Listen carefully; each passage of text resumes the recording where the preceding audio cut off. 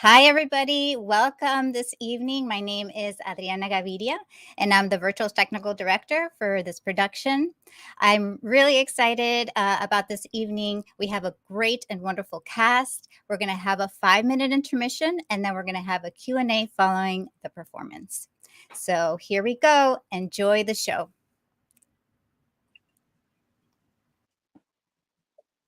The Anarchist's Daughter, a play by Jack Canfora.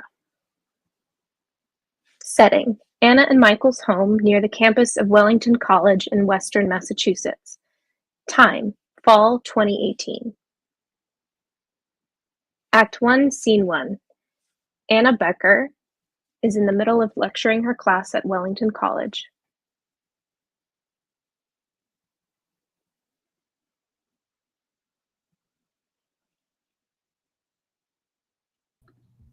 Okay, let's try that again. I'm gonna time to answer a couple of the questions you emailed me. I said you could ask me pretty much anything and you didn't disappoint. So here's some quick answers to questions I didn't directly address in my lecture today. My favorite pie is peach. My favorite Beatle is George. And for my New York students, there is no place to get a decent pizza around here, so give up now. Also, you ask me, several of you have, why or how I came to be so passionate about history. Well, okay, fair question.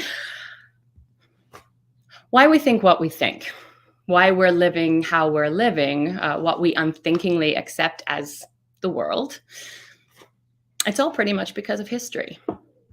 Our lives and our beliefs are all traceable if you know how and where to look. And every now and then you get these periods of history where the past gathers into a storm and explodes. The 1960s, the subject of our course, is one of those times. Frankly, I think now may be another. It's just a continuation of the same arguments, really.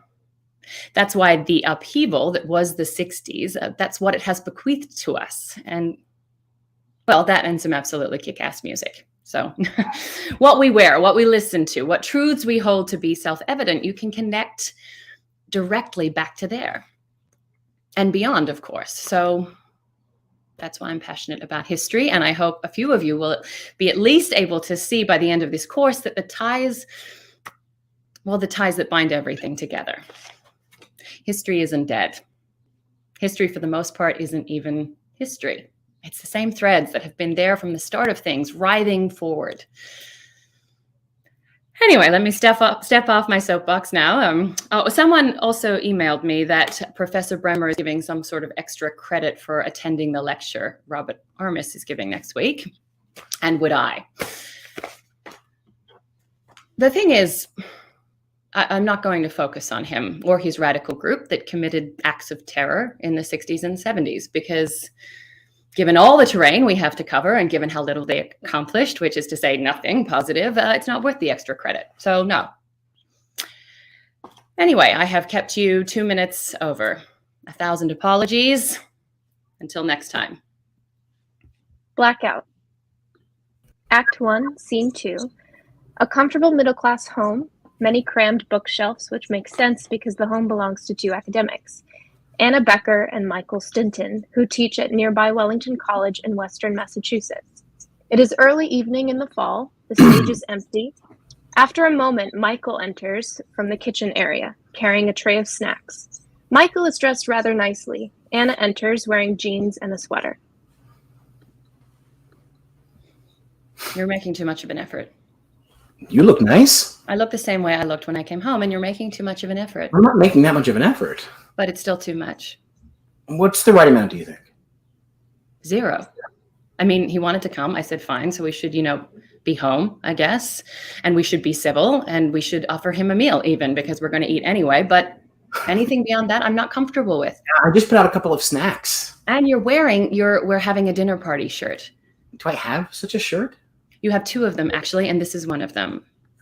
You want me to change into sweats or something? You're wasting your time. Anyway, Robert isn't impressed by nice clothes or lovely appetizers.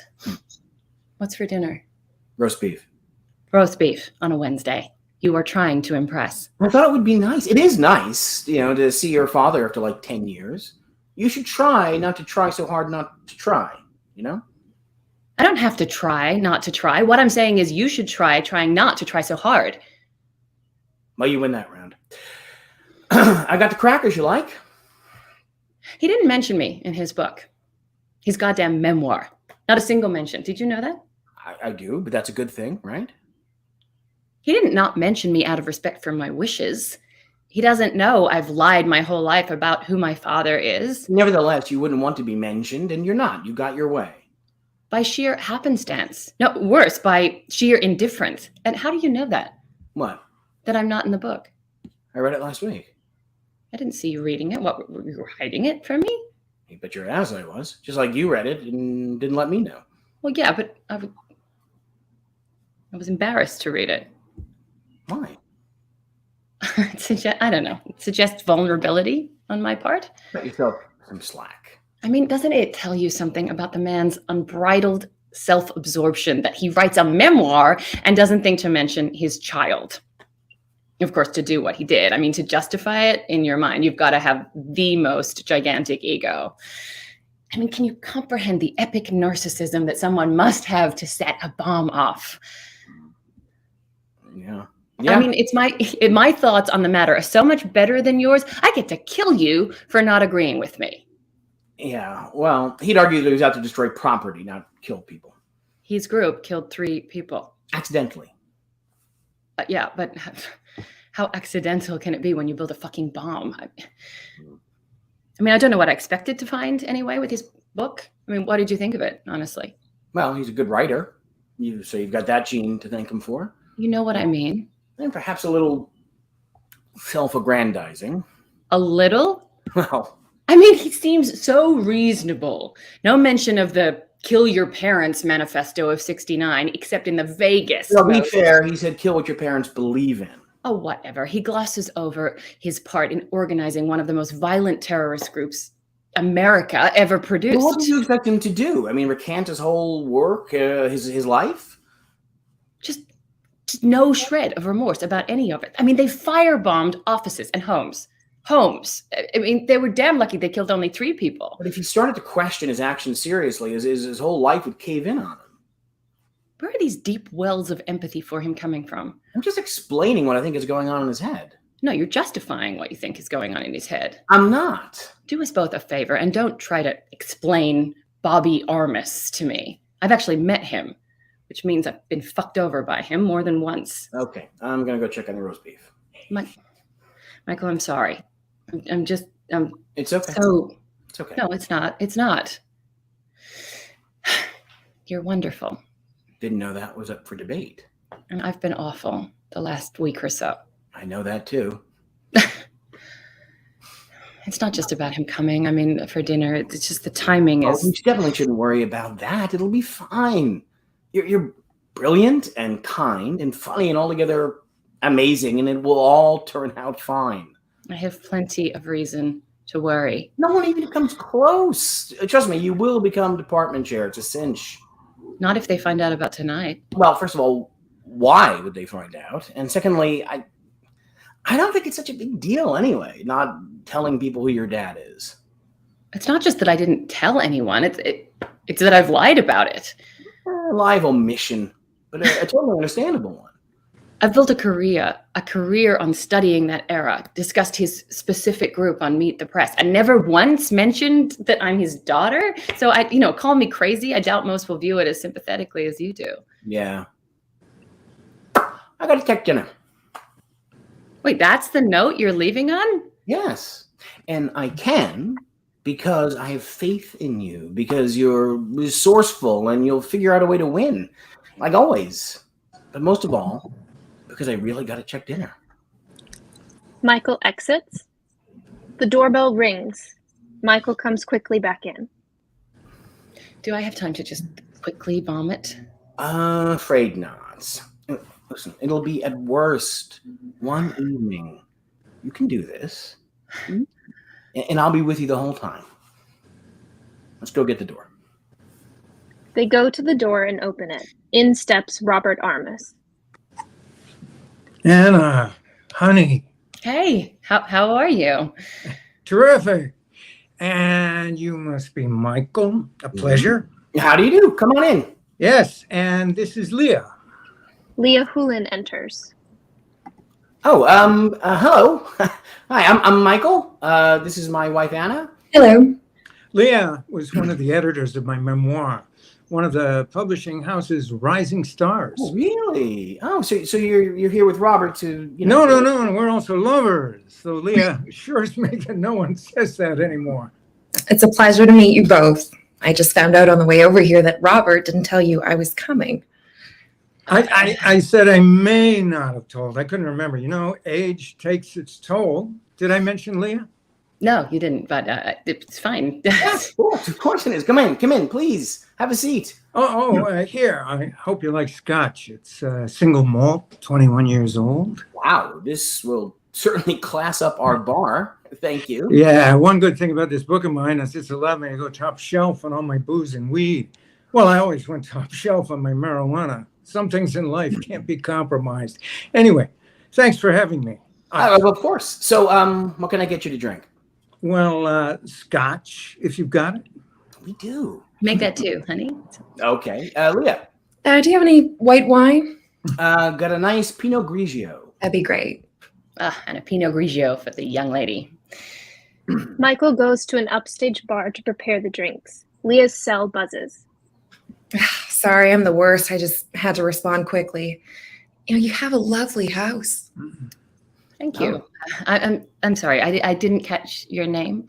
Leah Hulin. It's nice to meet you. So how long have you been dating my father? About 6 months. 6 months next week, exactly. Oh, that's romantic. You remember exactly when? Well, how could I forget? Do you remember when you and Anna got together? 15 years ago last August, the 24th. See, when it's real, you remember. That's sweet. I'm happy for you. Thanks, hon. Leah's cell buzzes again. I really do highly recommend editing a man's memoir before you start seeing him. Less room for nasty surprises.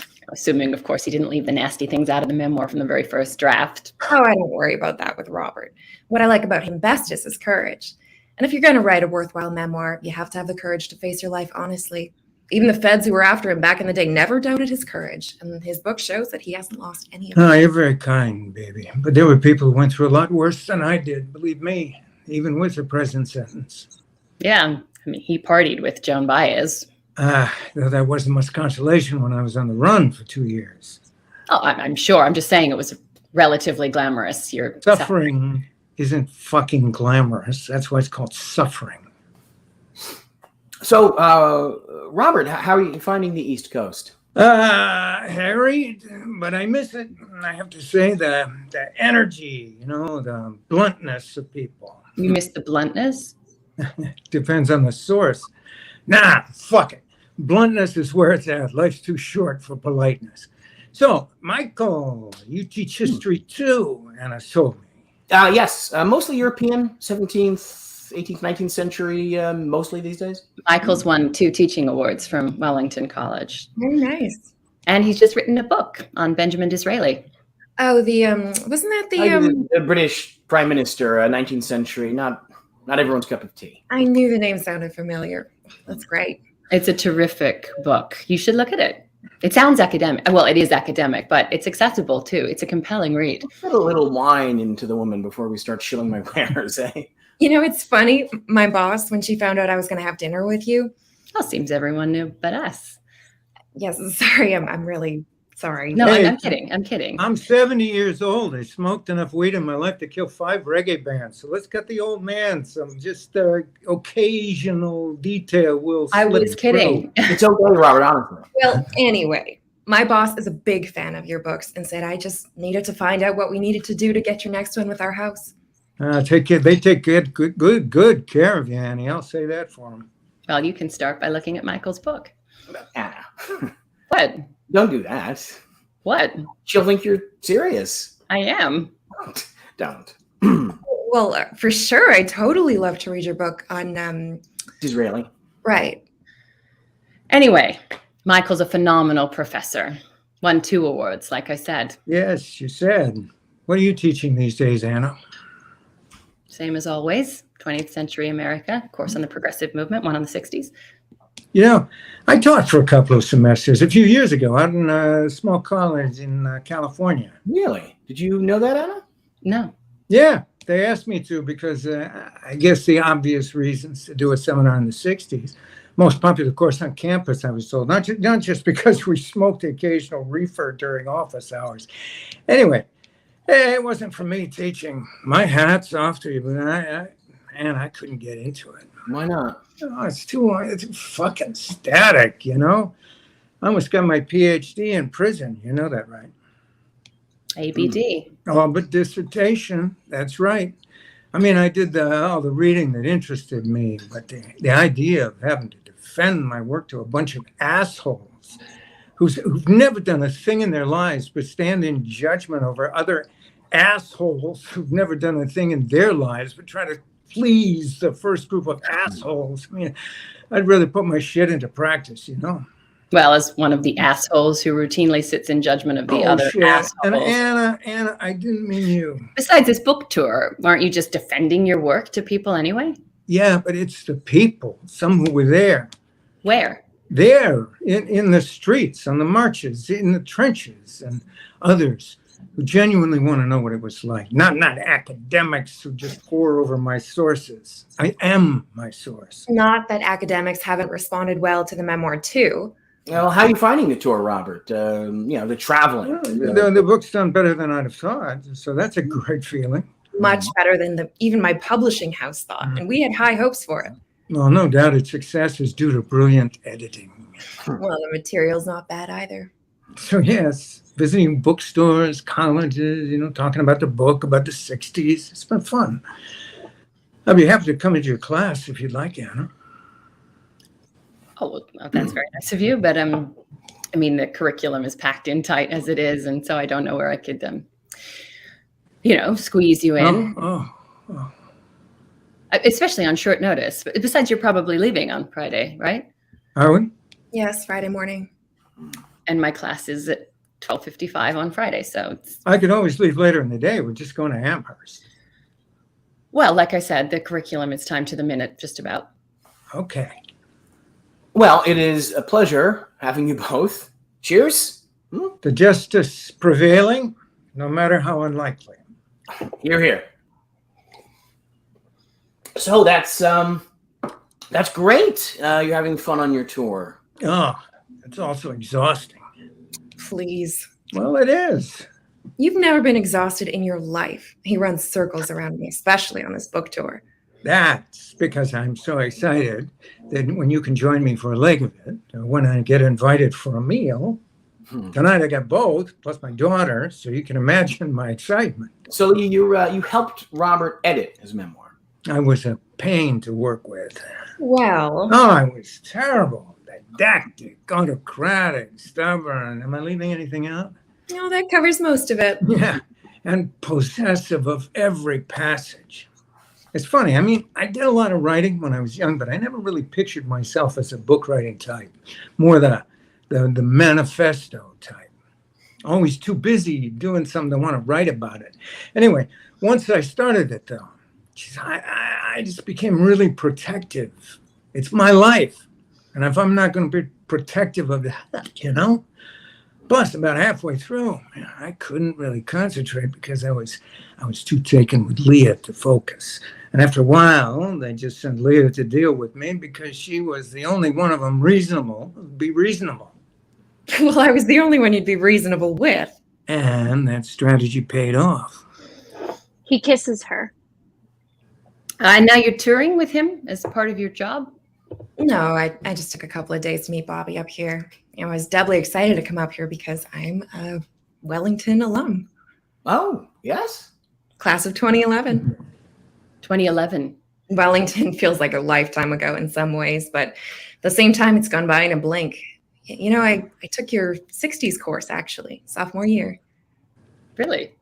Yes, it was great. You were great. And of course, it's your big lecture class, so I didn't expect you to remember me. But, I'd sort of been indifferent to history before, but you really sparked an interest in it for me, especially about that period.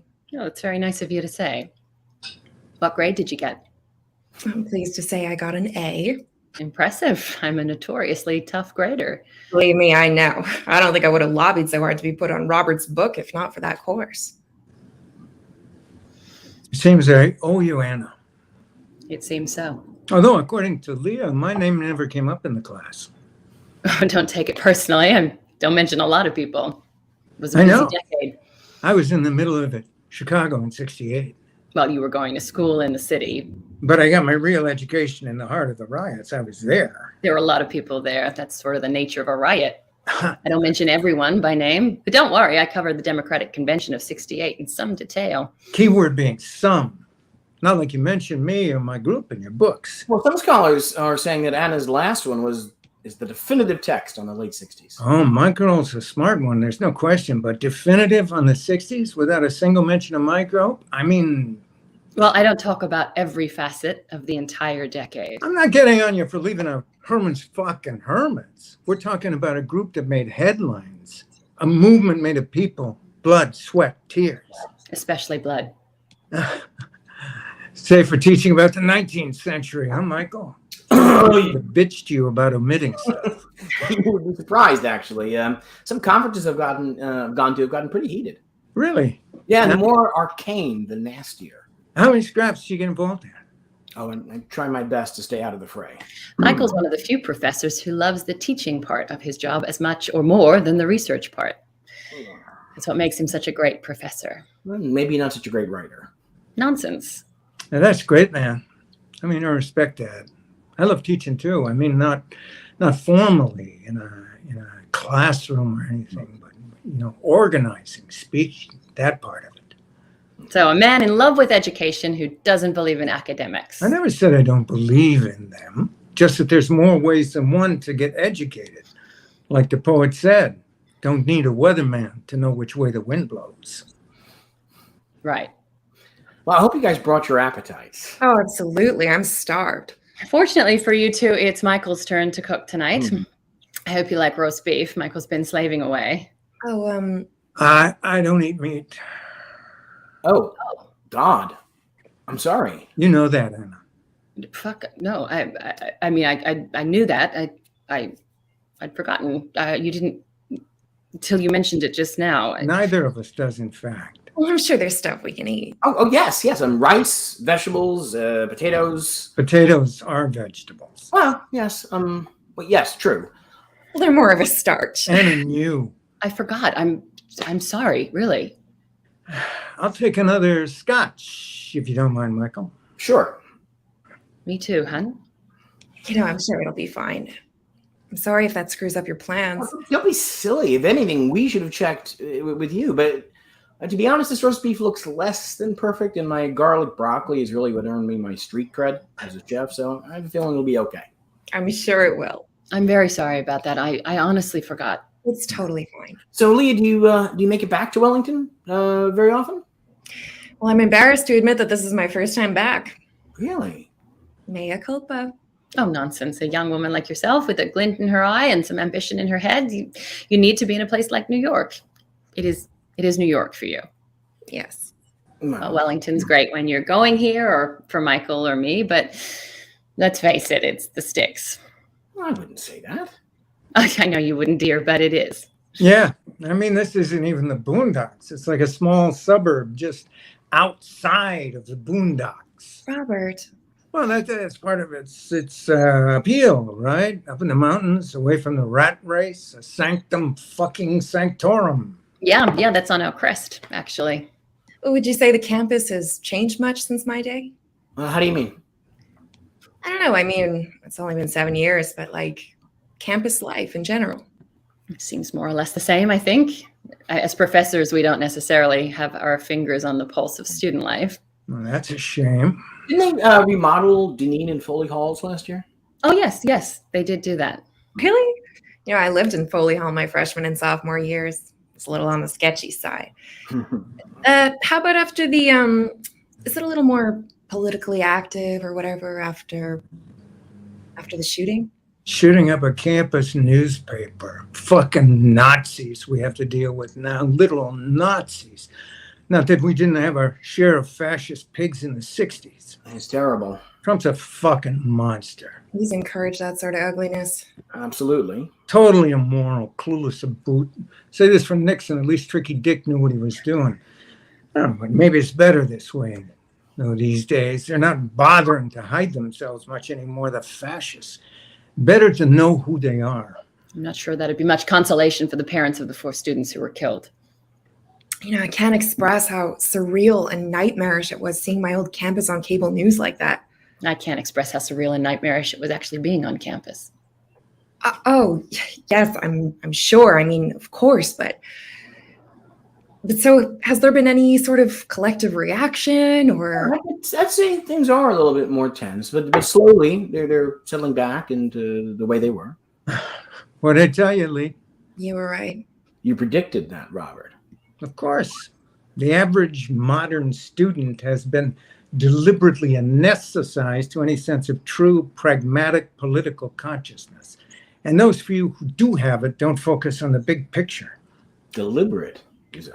Well, what else would you call it? Corporatism has America by its throat, and it tightens its grip every year. The real tragedy of politics in America today isn't that corporations have all our politicians bought and sold. It's that they've been able to distract the average American from caring about it.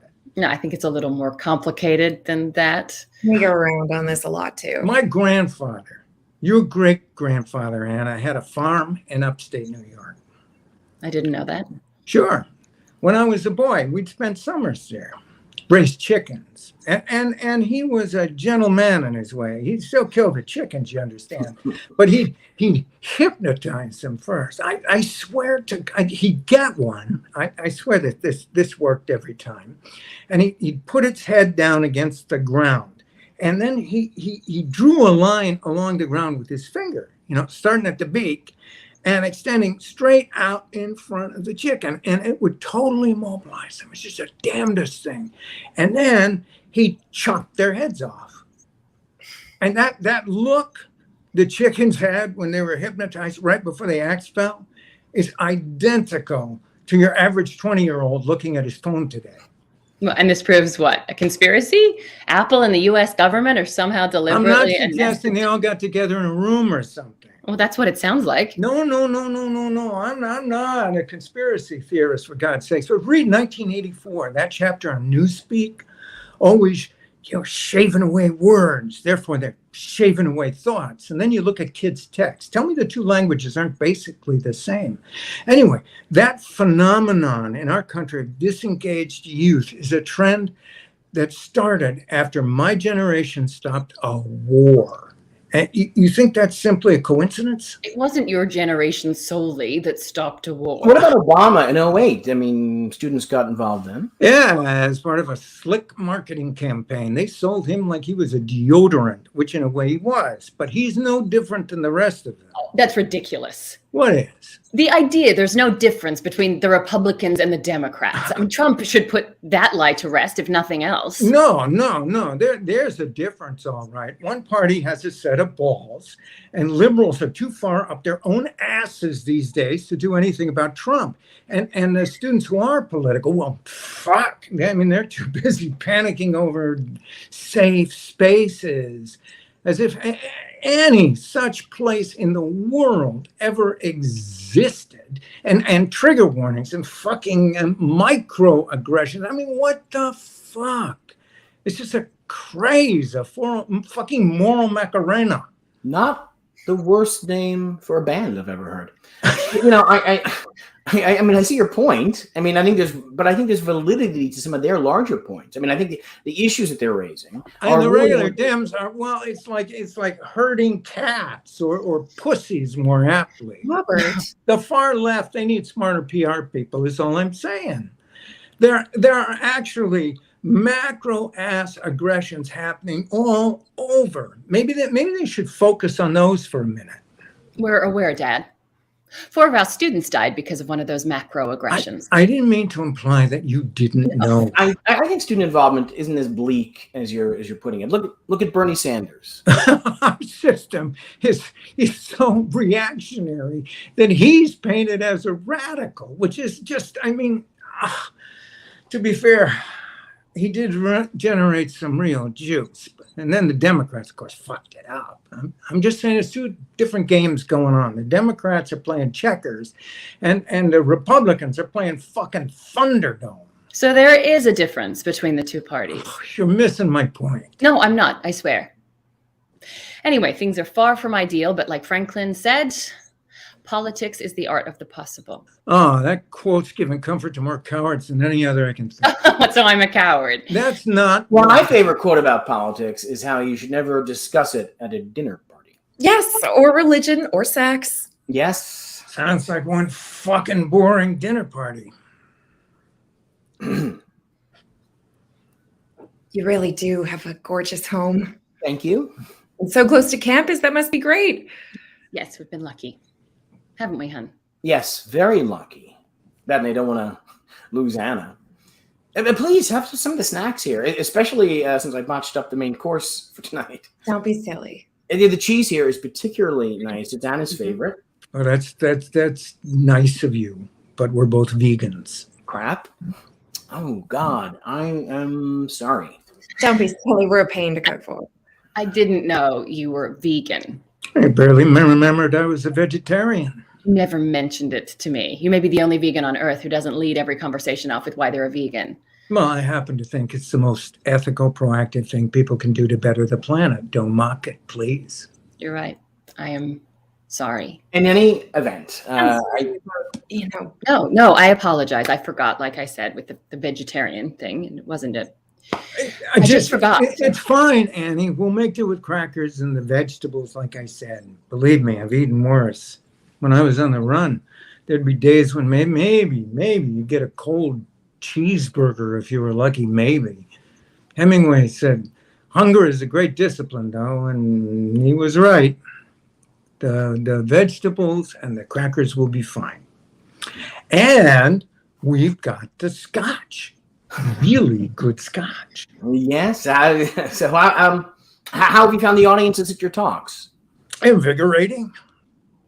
I talk about how numb most people have become, but there are still a few who really want to make a change. But there are a few kids who are ripe for it, for real change, not the cosmetic, self-soothing crap. I mean, it reminds me of when I was their age. Really? Except they think too small. Like I said, microaggressions, and they're overwhelmed by the numbness of their peers. The numbers are against them. Maybe it's from music. I mean, we had Dylan, the Beatles, Stones, Hendrix, and the Who, the Kinks, Velvet Underground, and then just an embarrassment of riches. And this generation, their songs sound like industrial accidents. No wonder they're so discouraged. But then, the true vanguard is always a minority, I tell them. The places are usually packed. Robert gets them all fired up. Mm-hmm. You should come see him speak. You're hearing him speak at Wellington tomorrow, right? What do you talk about?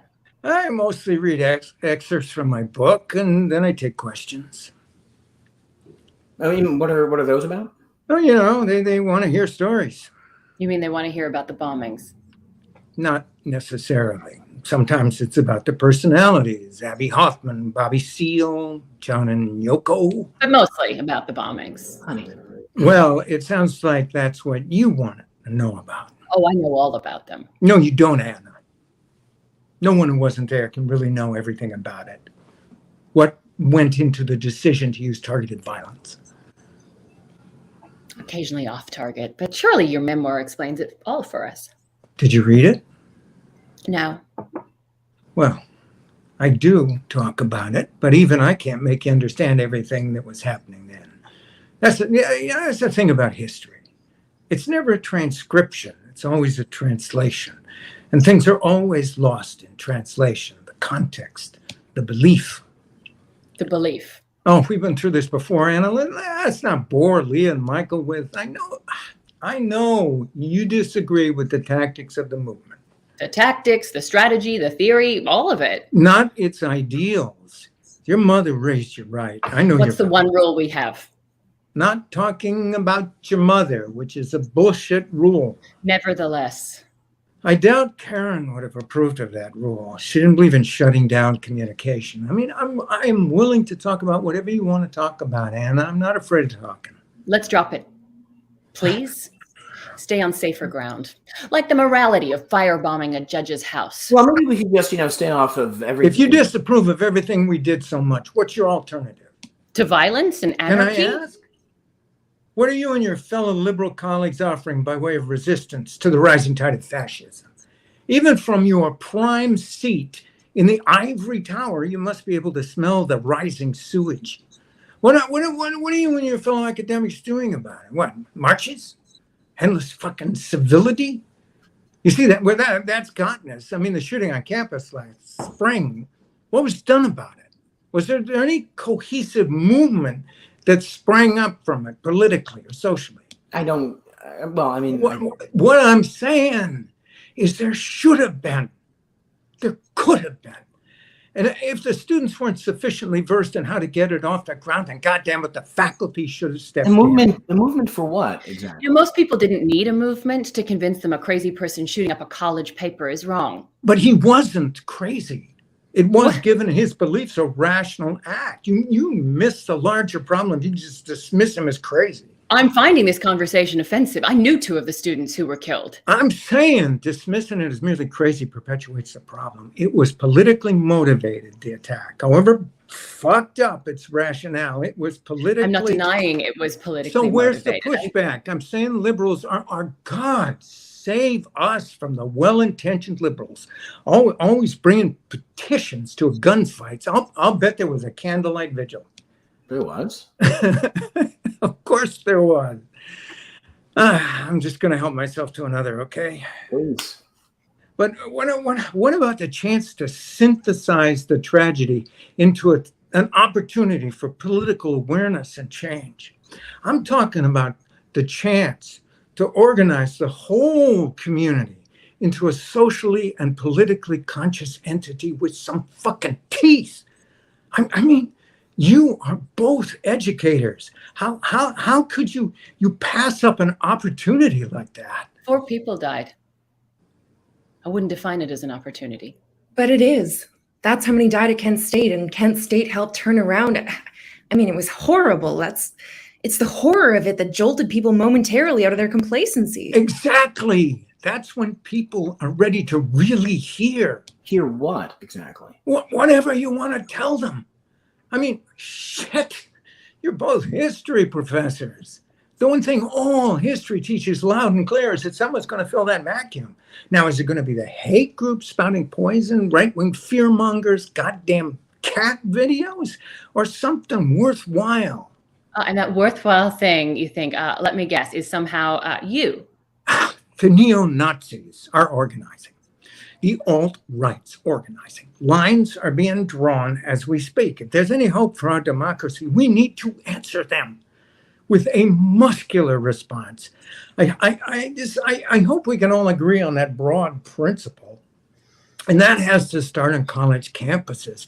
And circumstances have made Wellington a prime spot for it. What are you talking about? Robert is launching a grassroots campaign. For what? Against complacency in the face of burgeoning fascism. Uh-huh. He has over 100,000 followers on Twitter. Thanks to Leah. About 1/10 SpongeBob SquarePants following, I'm guessing. Probably. I mean, 100,000 isn't a bad start. It's time to fucking harness that. And I want Wellington to be at the hub. The tragedy here last spring makes it a natural choice. I'm sorry, I don't quite follow what you're sounding a little like a Bond villain just before he unveils his super weapon. Our government literally gets away with murder every day. The corporations turn a tidy profit on it. I mean, we all know that. And that sort of terrorism done in our name has brought the bloodshed back to our shores more than once, and all to support a system that puts more and more distance between the 1% and the rest of us every year, which the 1% in turn blames on immigrants, for God's sakes. I'm saying it is time for people to say no mas. And you're the man to lead the charge, eh? Well, I mean, look at Occupy Wall Street a few years ago. Rank fucking amateurs. Good intentions, no leaders, no clear agenda, no change.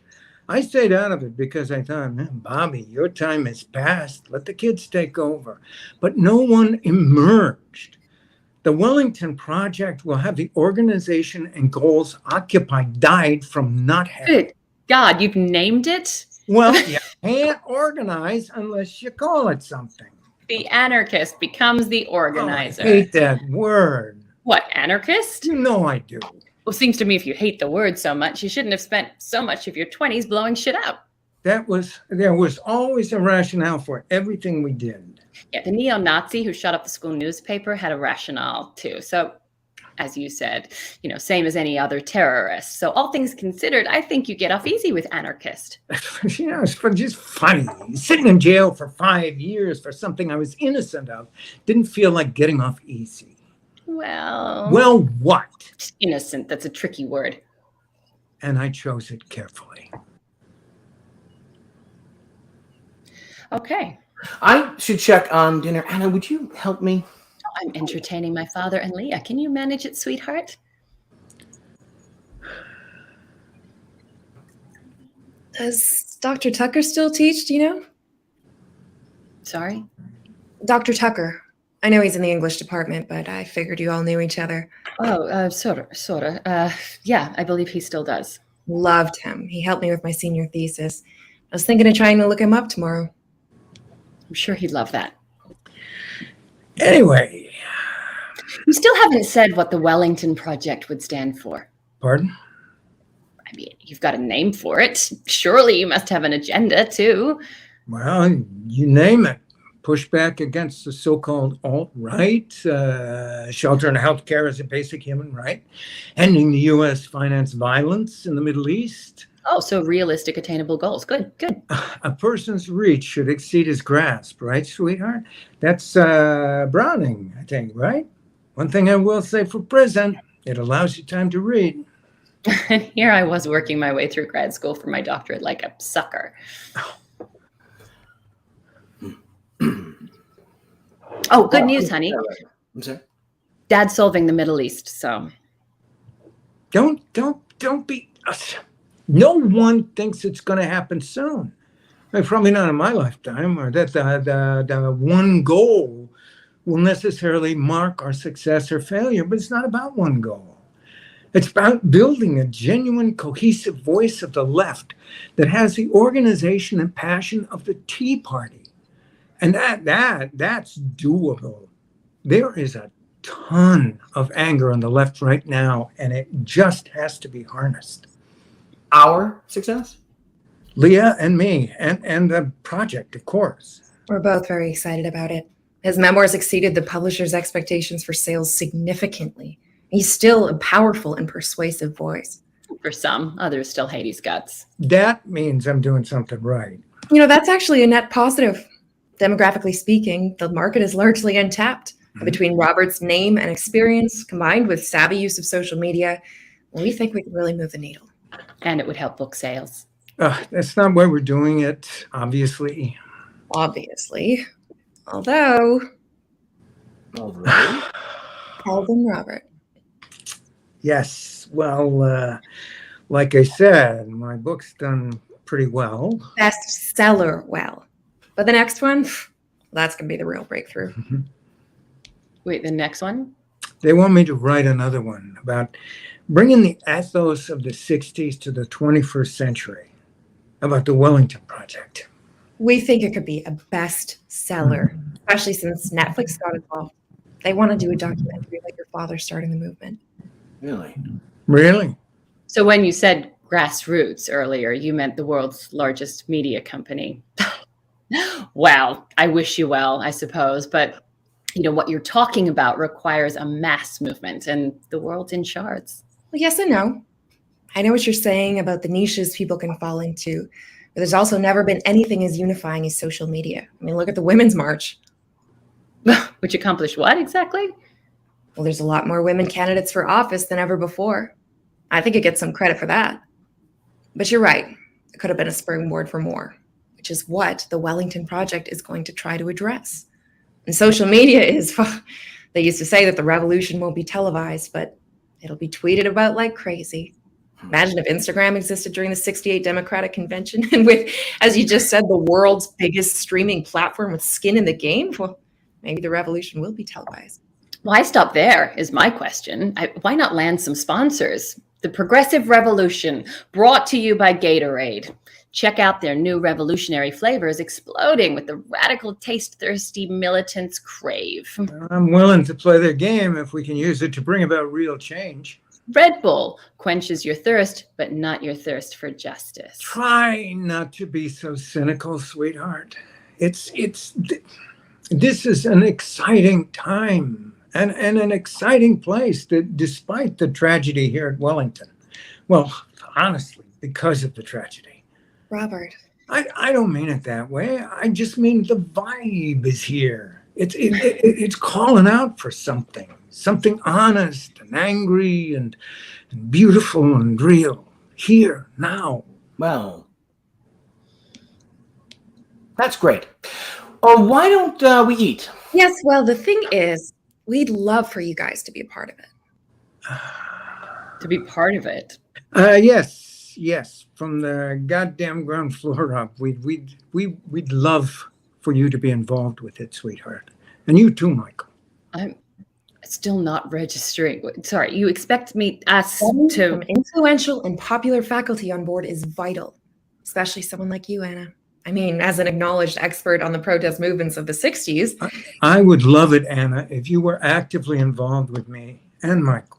Well, that's very nice of you, but You're both popular professors. RateMyProfessor.com confirms it. And I did a little digging. Scuttlebutt is you're about to be named chair of the department, Anna. Well, now I feel like a bad host for not having Googled you. Of course, I didn't know you existed half an hour ago, so... It would give us a chance to work together, Anna, which I would like. And it wouldn't require that much effort. Just a word or two dropped into your lectures, maybe an interview for the Netflix doc. Just reaching out to like-minded colleagues and, helping me organize a meeting or two. I mean, like I said, I think Wellington should be the hub. I mean, to start anyway. I plan on coming back here pretty often. So you invited yourself over to dinner to give me a pitch? No. I wanted to see you. It's been too long since we got, and I wanted to. I'm just sharing with you what I'm up to these days. And asking us to help you with it. That's a compelling narrative, you have to admit. Students and faculty coming together, just like in the 60s. We've got the media strategy laid out. Of course, father and daughter. Wow, that's We don't have to. You don't have to if you don't want to, Anna. I know you'd rather not, publicize our relationship, and that's part of why I make no mention of you in my book. I respect that wish. I just thought you might want to help. What on earth do you suppose made you believe that? You're politically conscious, and I thought maybe you'd enjoy feeling what it's like to make history rather than write about how other people did. That's a dickish thing to say, Robert. I didn't mean it that way. I'm sorry, honey, I am. And Michael, apologies. What both of you do is very important and noble. But this is a rare chance to bring about real and sorely needed change. And I just wanted you to be a part of it. How would you know what we do is important and noble? Apart from the vaguest outlines, you've no idea what we do. This whole evening has been, like it always is, about you. Your thoughts, your plans. You were asking about them. Oh, because you sure as hell wouldn't ask about ours. Oh. Conversations should be like tennis, Serve and volley. With a little luck, you get a nice rally going. But with you, it's like just serve over and over again. Every shot, regardless of where we hit the ball back to, here comes another serve. That's not fair. I asked you both a couple of times about your work, but you were both sort of half-assed about it. Maybe because, I don't know, you're a little bored by it. I'm not bored by my life's work, and neither is Michael. Well, then I'm wrong. I mean, I'm glad to hear it. But to be fair, you didn't seize on the topics with any passion. Whereas you never fail to seize on your stuff with relish. I should fucking hope so. You spend 5 years in prison. You can be damn sure when you get out, you're going to appreciate every chance you get to do what you want, and you don't spend time worrying about all the bullshit. Like raising a daughter? Well, that was an easy shot to take. It was incredibly easy. Yes. Come on, Annie. It's more complicated than that. Don't call me Annie. Well, you don't like that? I hate that. Oh, all right. Look, I failed you as a father. I know that. And in case I haven't before, let me formally apologize to you right now. And it does haunt me. But I am reaching out to you. I am trying in my highly imperfect way to make amends. No.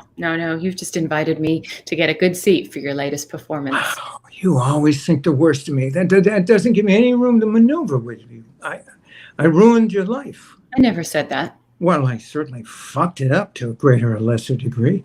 My question is, what are you going to do about it? See what I'm saying? You survived me and my flaws, which is a tribute to you and your strength. And Mom's. 100%. But now I'm here. And I'm hoping in these last few years I get that, not that I plan on going anywhere anytime soon, but for however long we've got left, that we could build something between us. Can we at least start to try? You know, starting over the dinner Michael's making, I promise, if you want, not a word about me or the Wellington Project. Scouts honor. And I was, believe it or not, a Boy Scout, a fucking good one. Dinner's gonna get cold. You heard the man. Dinner's gonna get cold. Please, let's break bread together. Oh, you guys can both eat bread. Well, actually, I'm off gluten. Let's go. You lead the way, Michael.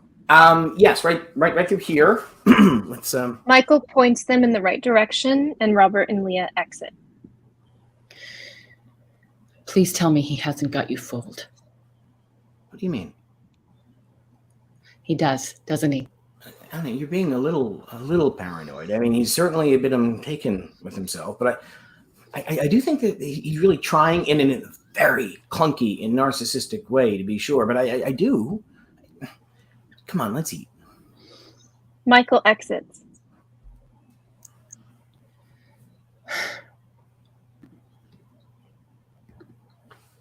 Blackout, end of Act 1. We will now have a 5-minute intermission.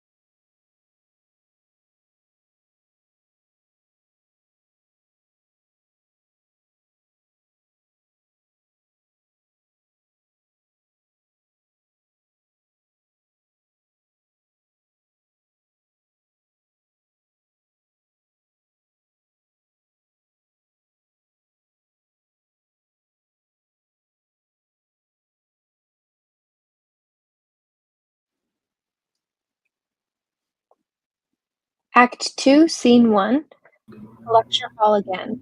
Robert talks before an audience. Oh, wow.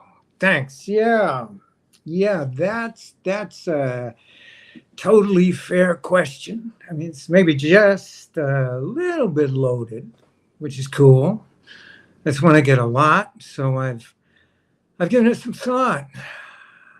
How do I think my group and by extension me will be remembered? Well, first of all, I'm glad you agree that we will be remembered, if only perhaps in just a small way, because I think we will. I do. And the fact all of you have been nice enough to drive here tonight in the teeth of a nasty New England storm proves it right? But history is fraught, right? Whether you're talking about American history or your own, your personal family or just whatever, pick your poison. There's always reasons within reasons for things. And it's not enmities and alliance and most of it not traceable to one event. You hear a lot these days about how the divide is wider than it's been since, I don't know, top 40 music was good. But the point is, we've always been at each other's throats, which is upsetting or uplifting, depending on how you view it.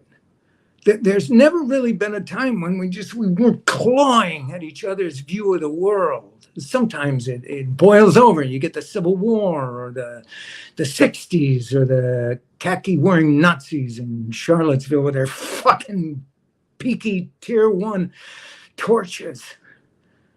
But it's always there. I mean, it never cools much.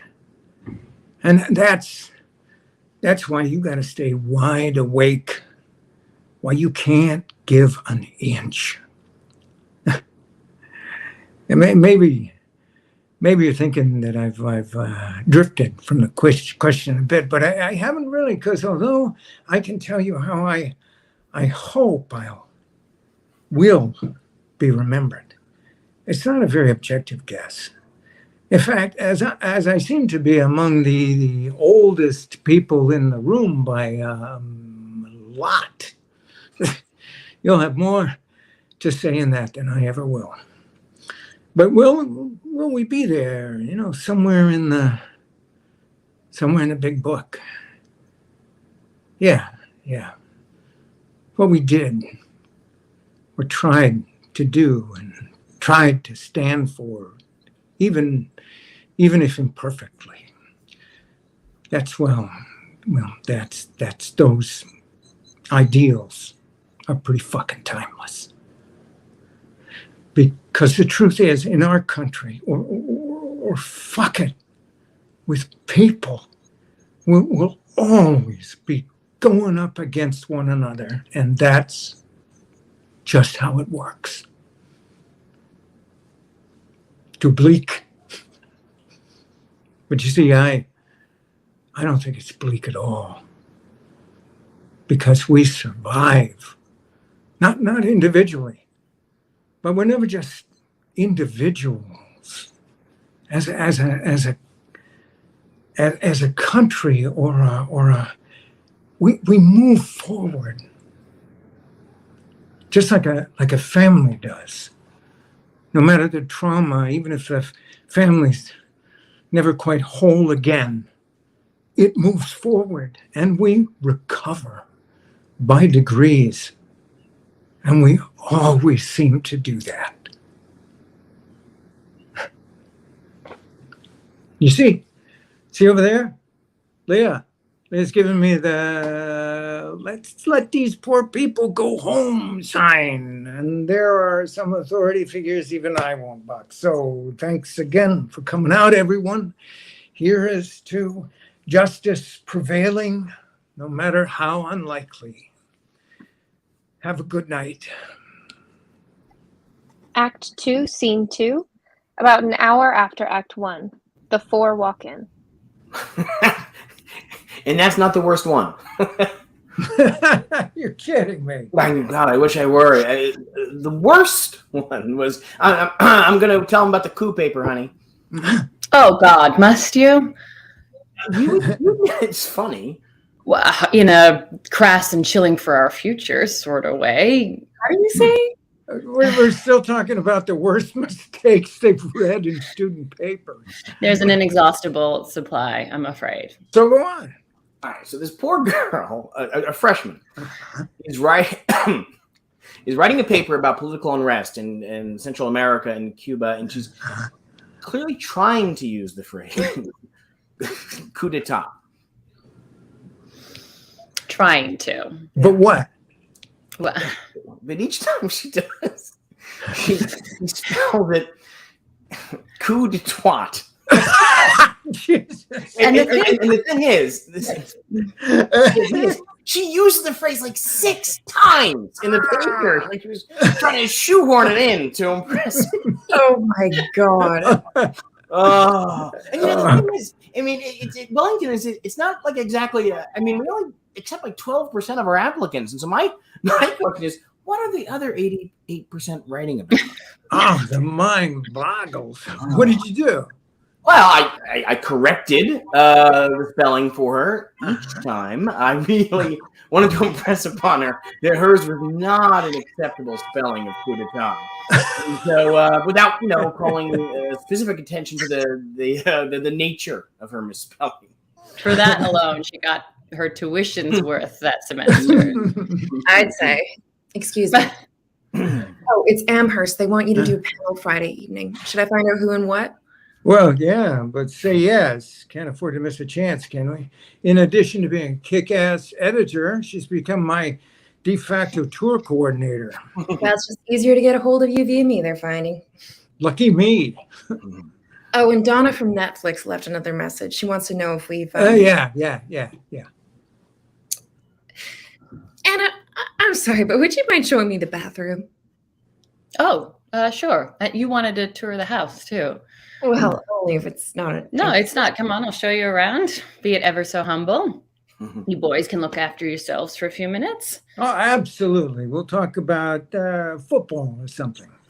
If by something you mean peasant uprisings in 18th century Europe, Michael's your man. Anna and Leah exit. Another? I shouldn't, but yes, I'm not driving. Yeah, there we go. Exactly. Although Leah's had a few glasses of wine too. She'll be fine. Michael takes Robert Glass to the bar. So, Michael, what do you think? About what? Am I as big a prick as you envisioned? Well, I don't. Did you ever read The Great Gatsby? in prison, yeah. Yeah. Well, I'm like the narrator, right? I mean, he prides himself on reserving judgment, and I try to reserve judgment too. Right. Though I seem to recall that even though he says he reserved judgment, he's one of the most judgmental motherfuckers in American literature. Wow. I think you remember it better than I do. I mean, but yeah, maybe. Thankfully, I haven't lost too much of my fastball yet.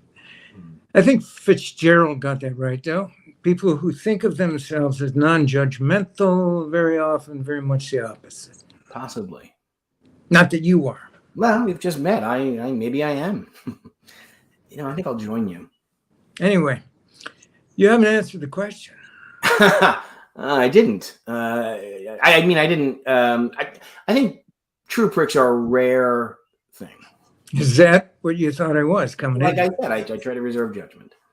I wouldn't blame you. And I'm sure Anna's painted a loathsome picture of me over the years. But she hasn't really.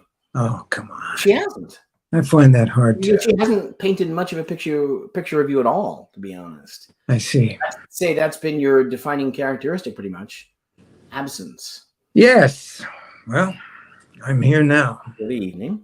Well, like I said before dinner, I hope to make Wellington a frequent stop. The Wellington Project, yes. Yes. You think it's what? Just an exercise in ego? I wouldn't say that. I've asked myself the same question. But then I thought, so what if I am? I can't go parsing all my intentions and stop me doing anything. And what does it matter? You're seriously saying this country couldn't use a well-organized left-leaning political voice? No, like I said, I wish you luck. But you don't want to be part of it. I don't know. I mean, it's not generally my It's no Benjamin Disraeli, huh? Don't get me wrong, there's nothing wrong with that, but we're burning up, man. This country's burning up like it did in the 60s, maybe worse. Surely a bright man like you can smell the smoke. What does with teeth mean? Sorry? Earlier in this evening, you said you wanted a political entity with teeth. What's that mean to you? A group that will hit, and hit hard. I don't mean bomb. Okay. Violence today is white noise. It wouldn't do any good. Right. Having said that, I think punching Nazis in the face when a chance presents itself is a good idea.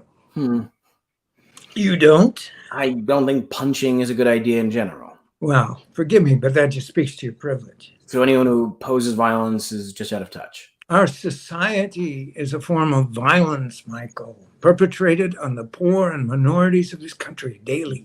Goodness. You disagree? Not to chase you down some sort of late-stage capitalism rabbit hole, but I don't disagree. No. Good. Then help me do something. What makes you think I'm not?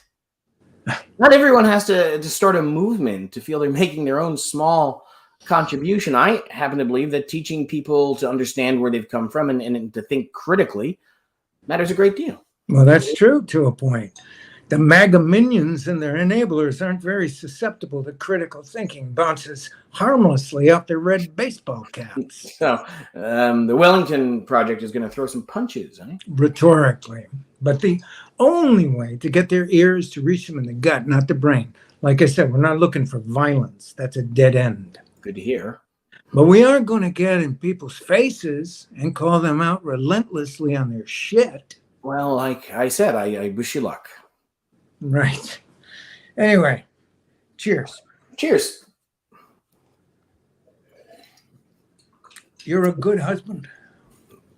What makes you say that? I can tell about people. You care for Anna. I do. That makes me happy. Not that that's all it takes, caring. If you did, well, you're a good husband. I try my best. Don't always succeed, but I try. Well, everyone fucks up on occasion. Yeah. Even if it's a big fuck up, it's still just a fuck up, you know? At least you're trying your best. I think most people do. No, most people certainly do not. I didn't. Married twice, divorced twice. Didn't try my best either time. Thought I did, but no. When I married Anna's mother, all the old covenants had been smashed, you see? And the new ones we tried to make, they couldn't take root. Too much turbulence. Turbulent times. Yes, but I meant too much turbulence inside of me. I was a young man with a taste of revolution in my mouth. And a baby? There just wasn't any way for my imagination to accommodate that. That was woman's work. We were all terribly sexist back then. Even though we thought we were so enlightened, our idea of women's lab meant that every woman had the right to sleep with as many of us as we could convince. Nevertheless. Nonetheless. You had plenty of time to go past that. I mean, to establish something with Anna. Well, her mother didn't want me around. That's the part Anna keeps leaving out. Even after prison? I was a convicted felon. Yeah, but Anna's mother wouldn't have seen you that way. Oh, you'd be surprised. A lot of people on the left were suspicious of me. Why? Because they knew the other leaders, the ones who died in the explosion, and I had been arguing, and when they all died, and I was the only one not there, so... Oh, I see. Which is just crazy. Anyone who knows me knows I wouldn't know how to sabotage a bomb like that, even if I wanted to. What were you arguing about? Petty, ego-driven stuff for the most part, looking back on it. You know, young guys all wanted to show who had the biggest dick. Well, given how you all spent your free time, I would have thought that was a settled question. Yeah, well, there were, at the end, some arguments about the direction the group was going in, whether we needed to take more radical action. And which side were you on? I certainly didn't want to kill anyone, if that's what you're thinking. No. Reserving judgment. I may be a passionate guy, but I always had a line. You don't talk about that a lot in your memoir. I thought you didn't read it. Anna said she didn't read it. Well, no use in implicating the dead in anything.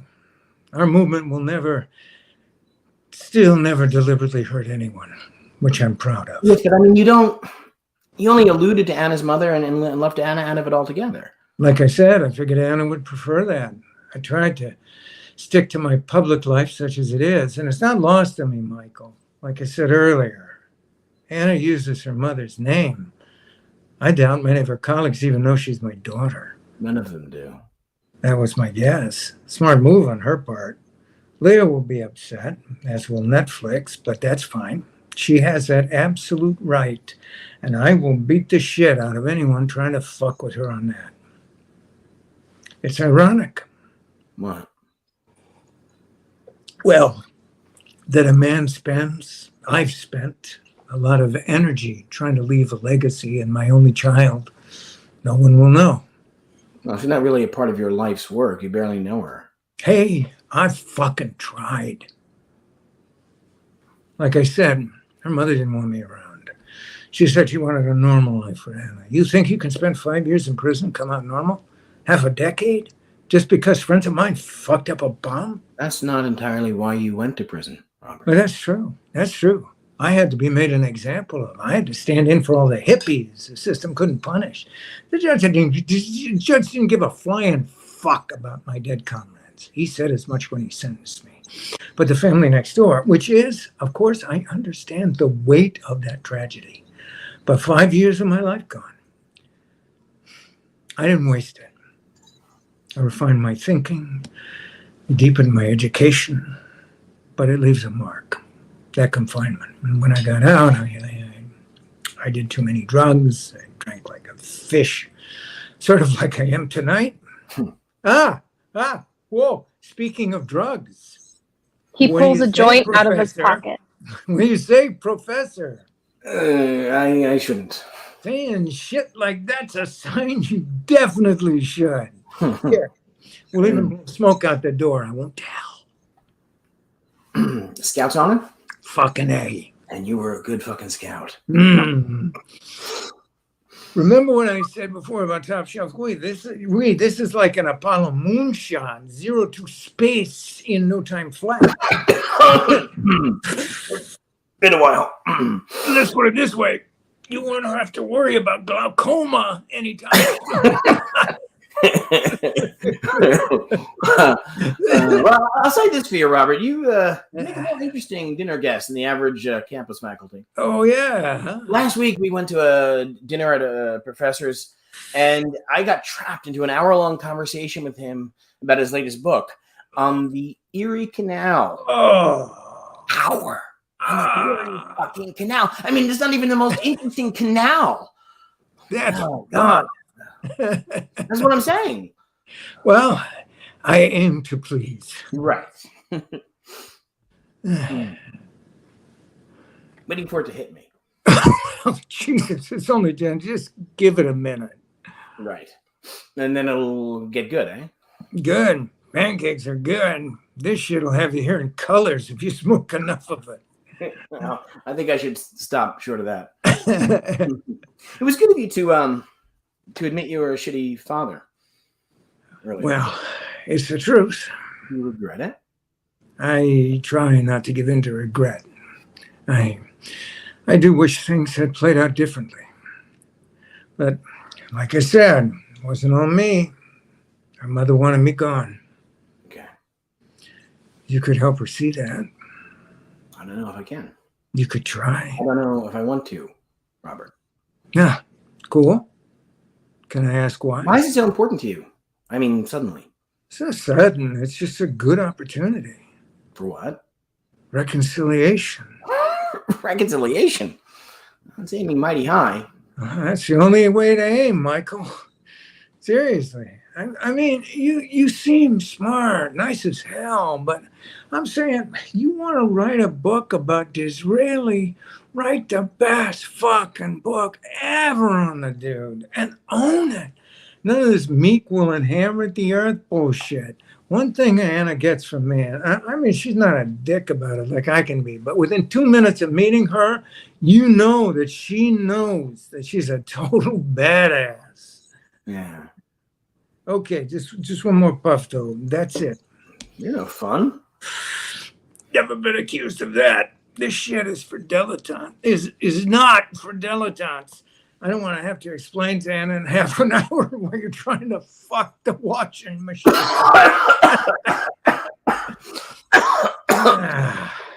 Yeah, I could see that'd be a hard conversation for you.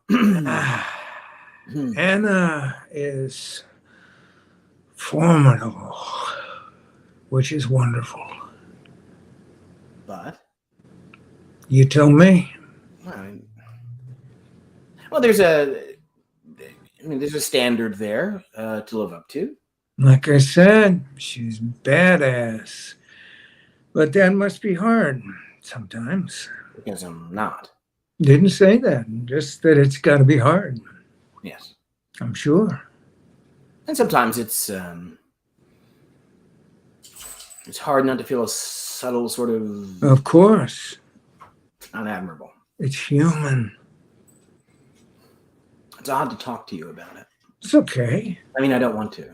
That's okay too. Listen, don't beat yourself up. It just means you're human. Yeah. Forgive yourself for your frailties. We all have them. And maybe they're how we ever learn to do better, you know? We all need forgiveness for something, big or small, you and me, all of us. So, I mean, anyone living in the so-called civilized world, if we're participating in the world, and you know this already, we are complicit in some absolutely horrifying shit, too long and too brutal to even list, which is why any thinking person should get on his knees every night and pray there's no God. Us. It's just us, you see. The power to forgive, to understand, it's just us. Yes. But that's why we have to do what we can. What little, as you say, we can, because there's nothing but us. Like the Wellington Project. Well, among others, I'm not even talking about that, but yes. Yes. I'm drunk. And suddenly really stoned. Me too. Anyway. I want to help Huh? with the Wellington Project. Oh, you are stoned. God, yes, I am. But Well, your help would be much appreciated. It's much appreciated. Thank you, Michael. And hey, and don't think I've forgotten about it. I'll get Leah to look at your book. I mean, really look at it. that isn't why I want to help. Of course not. And that's not why Leah's going to look at your book. I would hate to think. Then don't. Anna and Leah enter with a tray of dessert. We're back from the grand tour. Their house is beautiful, Robert. You should come and see. Yes, I'd love to. Did you boys settle the world's problems? I want to mention that because I think Your husband he's a man of real integrity. You got that in the 10 minutes you were alone just now? It doesn't take that long when you know what you're looking for. Well, I agree. Glad to hear it. Honey, Frank Mamano texted, and he wants to know if you'll do that round table at Columbia he had talked to you about. Yes, of course. I told him, yes. Dorothy was just double checking. Oh, pain in my ass, these people sometimes. I'm the one who gets the texts. Oh, that's true, my darling. Well, we've got some dessert. It's vegan friendly, I hope. It's fruit. Just organic, free-range fruit. Thanks. They all sit and serve themselves. Mm. They all eat, Michael with perhaps more relish than the others. Looks delicious. Tastes delicious. Good. It is delicious. Oh, I should have made coffee. Does anyone want some? None for me, thanks. I'm still good. I'm still good with the scotch, thanks. Yeah, me too. This is the best fruit I've ever had. Scotch and pineapple it is. So since we're not drinking coffee, I'll have a little more myself. I'll get it. Oh, thanks. Michael takes 2 more bites of pineapple before he goes to the bar. What did you two talk about? Well, Whether or not I was a big prick, among other things. I see. Do I get a vote? I wouldn't stand a chance then, Do would I get I? a vote? well, we also talked about what did we speak about helping, Anna, with the Wellington Project. What? I mean, hear them out. Anyway, I mean, I want you to be more politically active, and I think that this is a great opportunity to do that. I really do. Okay. I really have wanted to. You That's have. wonderful. Okay. Yeah. That didn't take you long. I didn't mention a thing. He didn't. I'm just saying, hear him out, maybe. I mean, I'm drunk, but it's not the scotch talking. I mean, it's affecting how adamant I am here, obviously, maybe, but not the. Can we skip the politics for a while?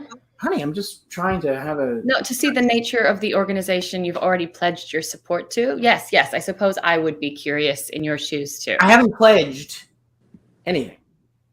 I'm just saying that I think we should try. Anna would rather we didn't talk about this, so let's honor that. They eat silently. Fantastic fruit. So, Anna, you've been teaching your 60s course for a while. 23 years. Wow. Yeah, wow, indeed. Which means you were, what? Jesus, 5 when I started. 6. 6, wow. Of course, I started teaching my first year here. I was still going after my doctorate, and I was 11.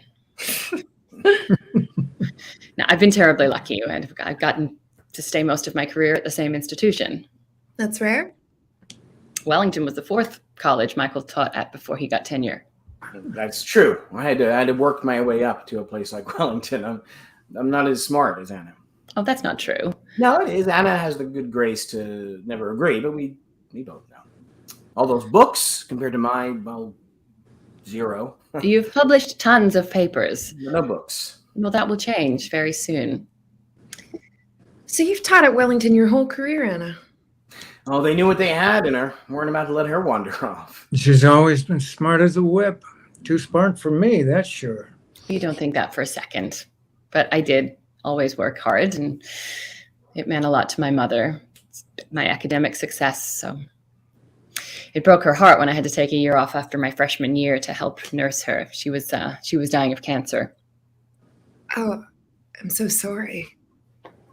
My mother and I had no family, so it was up to me to take care of her and help ease her way to the grave, which I did. She died when I just turned 20. Watching someone you love die is... I'm very sorry. I felt orphaned.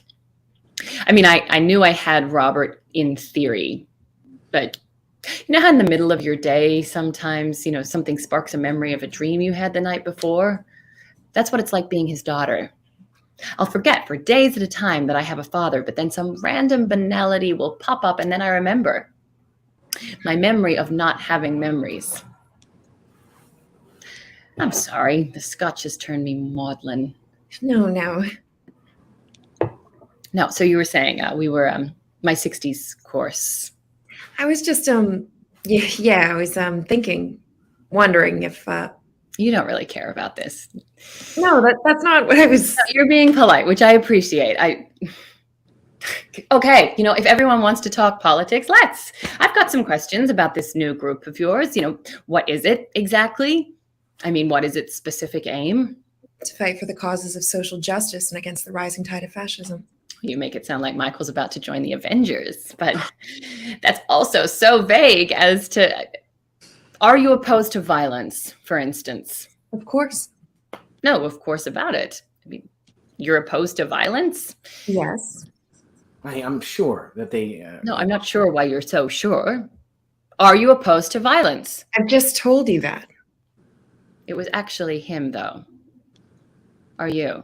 Yes. Why?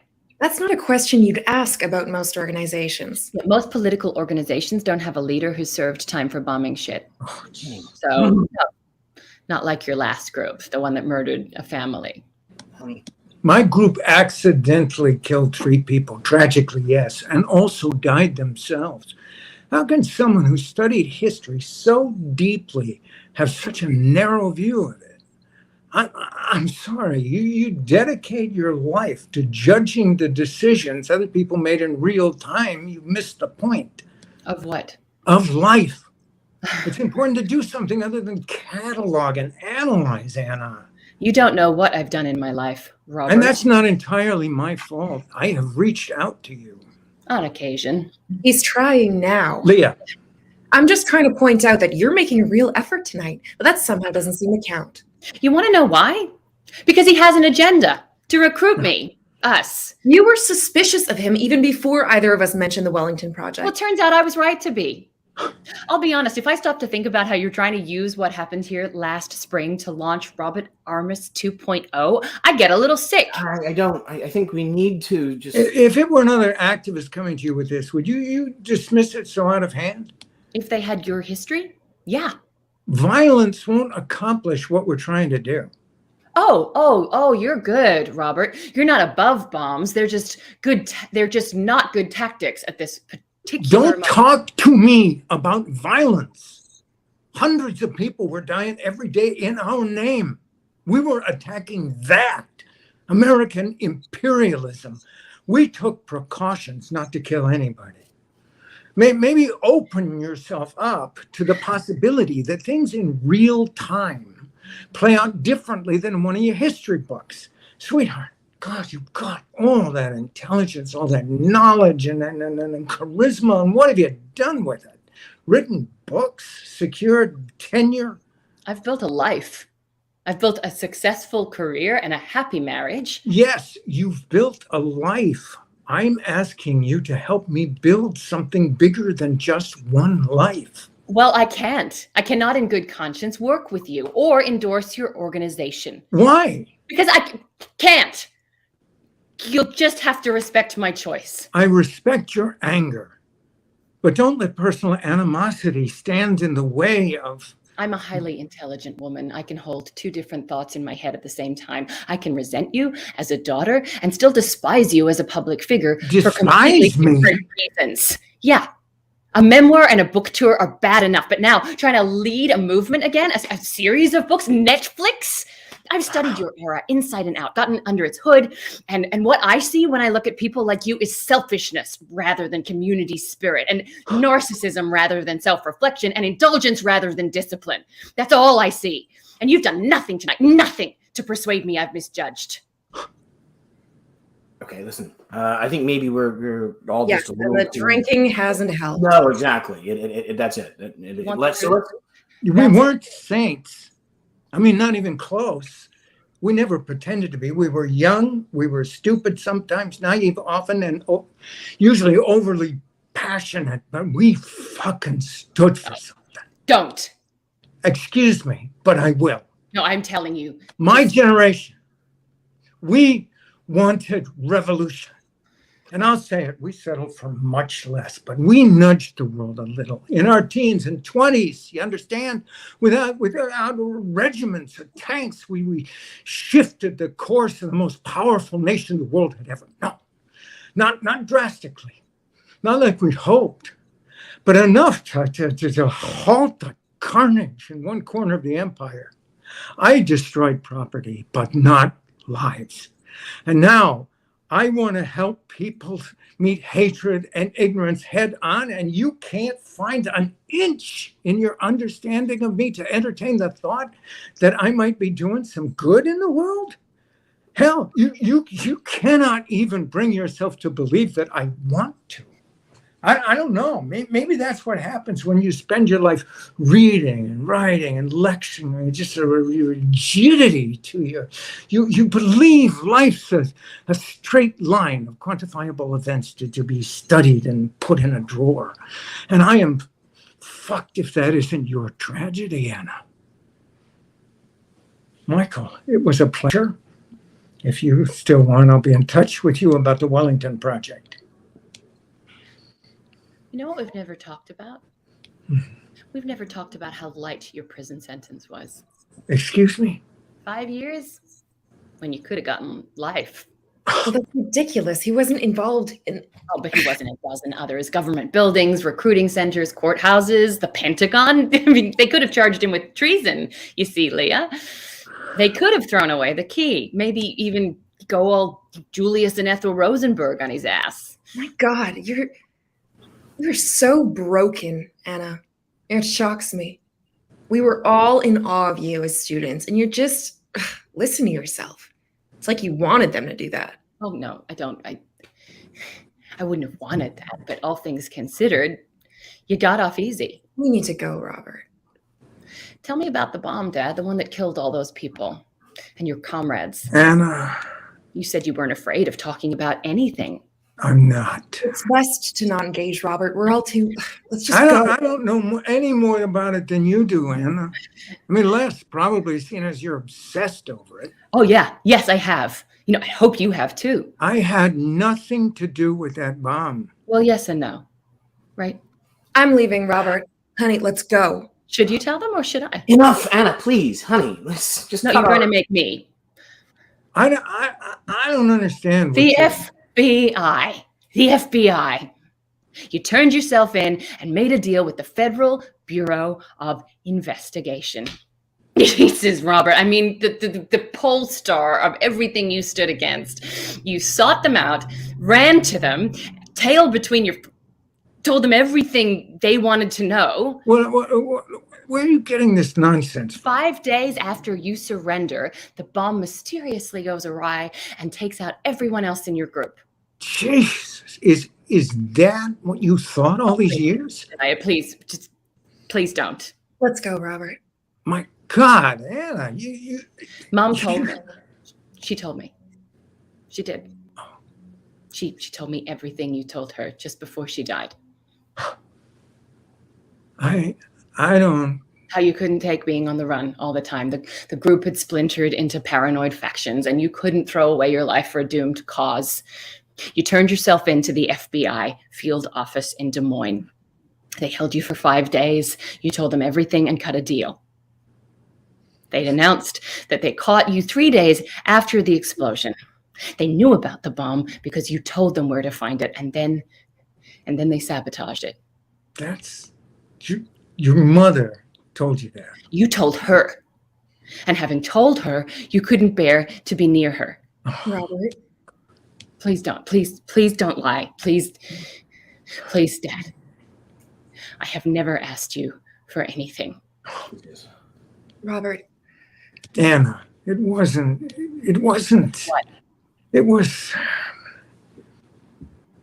Short of words now, it was what? And don't put that fucking patronizing academic tone with me, goddammit. You look down from a stack of fucking books about my choices when you've never had to make one like that in your life. So you admit it? No, it wasn't like she told you. Yes, it was! No. What was it like? You think for 1 second I thought they would go in? They said they didn't. The explosion. And you believed them? Everything had soured. And you can't judge them too harshly. My comrades, you can't understand the pressures they were under. They wanted to bomb the place. I said it'd be counterproductive. And by 72, they didn't care if it was. For them, violence had turned from a means to an end to an itch they couldn't stop scratching. So I left. No, she would have told me that. You're lying. They called me a traitor. So I left Chicago in a borrowed car and lived in it for a week in the endless Iowa winter. I hadn't showered and I'd barely eaten. And finally I thought, what for? I didn't mind the suffering. I was a little addicted to it, to be honest, but it had to mean something. And it didn't anymore. Nixon was going to get reelected, and that was obvious, at least to me. What difference had any of it made? I did turn myself in. Your mother was right about that part. You told Mom you did it because you were tired and afraid, not because they were going to kill people. You told them where to find them. That is far too simple. Your mother told you I couldn't bear to be with her. Your mother was even more radical than I was. She wanted nothing to do with me and refused to let me have anything to do with you. That was my punishment for betraying the cause. Oh, bullshit. Why did you stay away after she died then? Well, I should have done more, you're right. But think about how angry you are. You were then and you are now. Why isn't any of this in the book? Yeah, I read it. What's the point of dragging the dead through the mud? That's what you're doing right now. That's what it would have been in print, here, talking to you. It's just family talk. Is that what you think we are? You can pretend it isn't the case, but How can I believe anything you say? I don't know. Maybe you can. I certainly understand why you take her word over mine. But you also should admit it's easier for you to believe her. None of this, not one moment of my life has been easy because of you. And I'll be goddamned if you stand in my home and try to wipe off your bloody hands on my mother's memory. I wish you had told me what she said to you, Anna.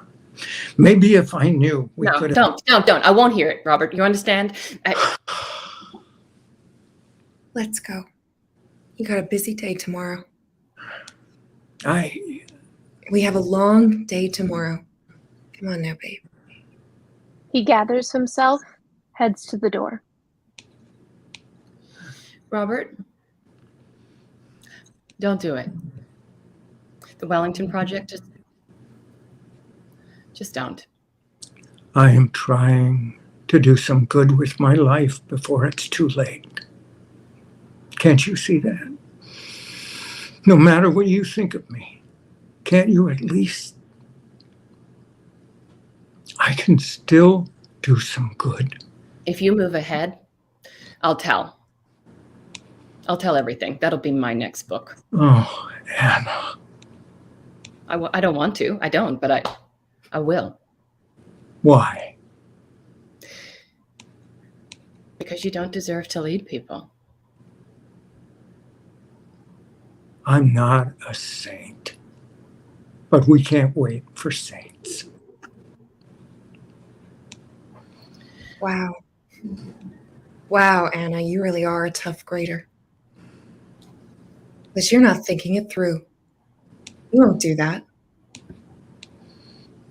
Oh, really? Let me ask you, Professor, how could you credibly accuse your father of lying once word gets out you've spent your entire career lying about being his daughter? A history professor who lies about her own history? Well, Netflix will, my guess is they wouldn't exactly be heartbroken by that development. But on the other hand, I bet Meet the Press will suddenly lose your number. I haven't lied, Leah. Lie of omission? No? But feel free to parse that distinction with Wellington's Board of Trustees, or the media for that matter, who famously love nothing better than nuance. And after all that shit hits your many distinguished fans and colleagues, who will listen to what you have to say about your father? Who will ever believe anything you say again? I'm genuinely asking, Anna, seeing as you're so fucking brilliant.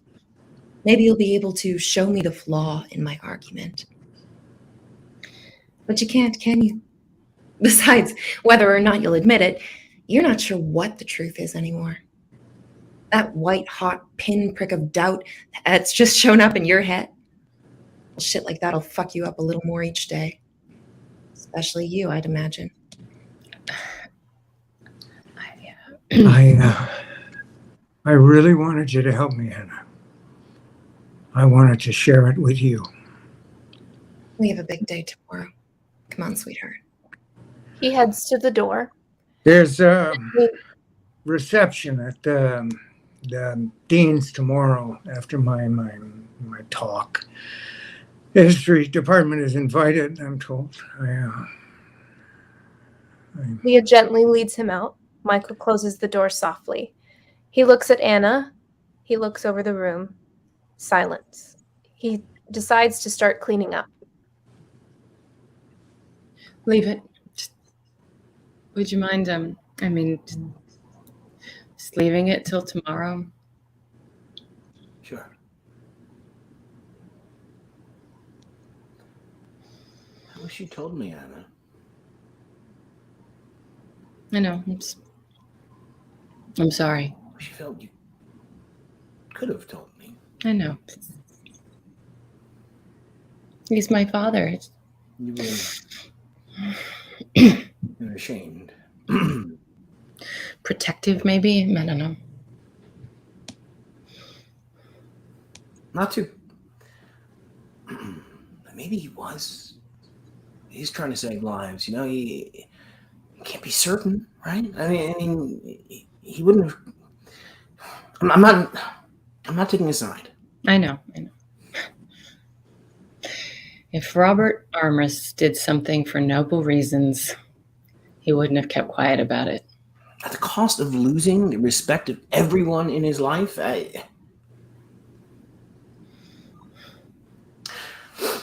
go to bed. I mean, if we're not going to clean this up, let's. Yes, yeah. Michael starts to cross to the bedroom. Michael, do you mind if we just sit here for a moment? Sure. You want me to sit next to you? Yes, please. He sits next to her. She takes his hand. Thanks. What are you going to do? If he goes ahead, what will you do? Anna. It's so quiet here, isn't it? In the fall at night, I've never gotten quite used to that. It's too cold for the crickets, I guess. I suppose. This place is... It's fine. Just for tonight, anyway. It's fine. Don't you think? Of course. My love. Anna takes another sip of scotch, then lies her head on his shoulder. They look out over the room, surveying the chaos. Lights fade. End of play.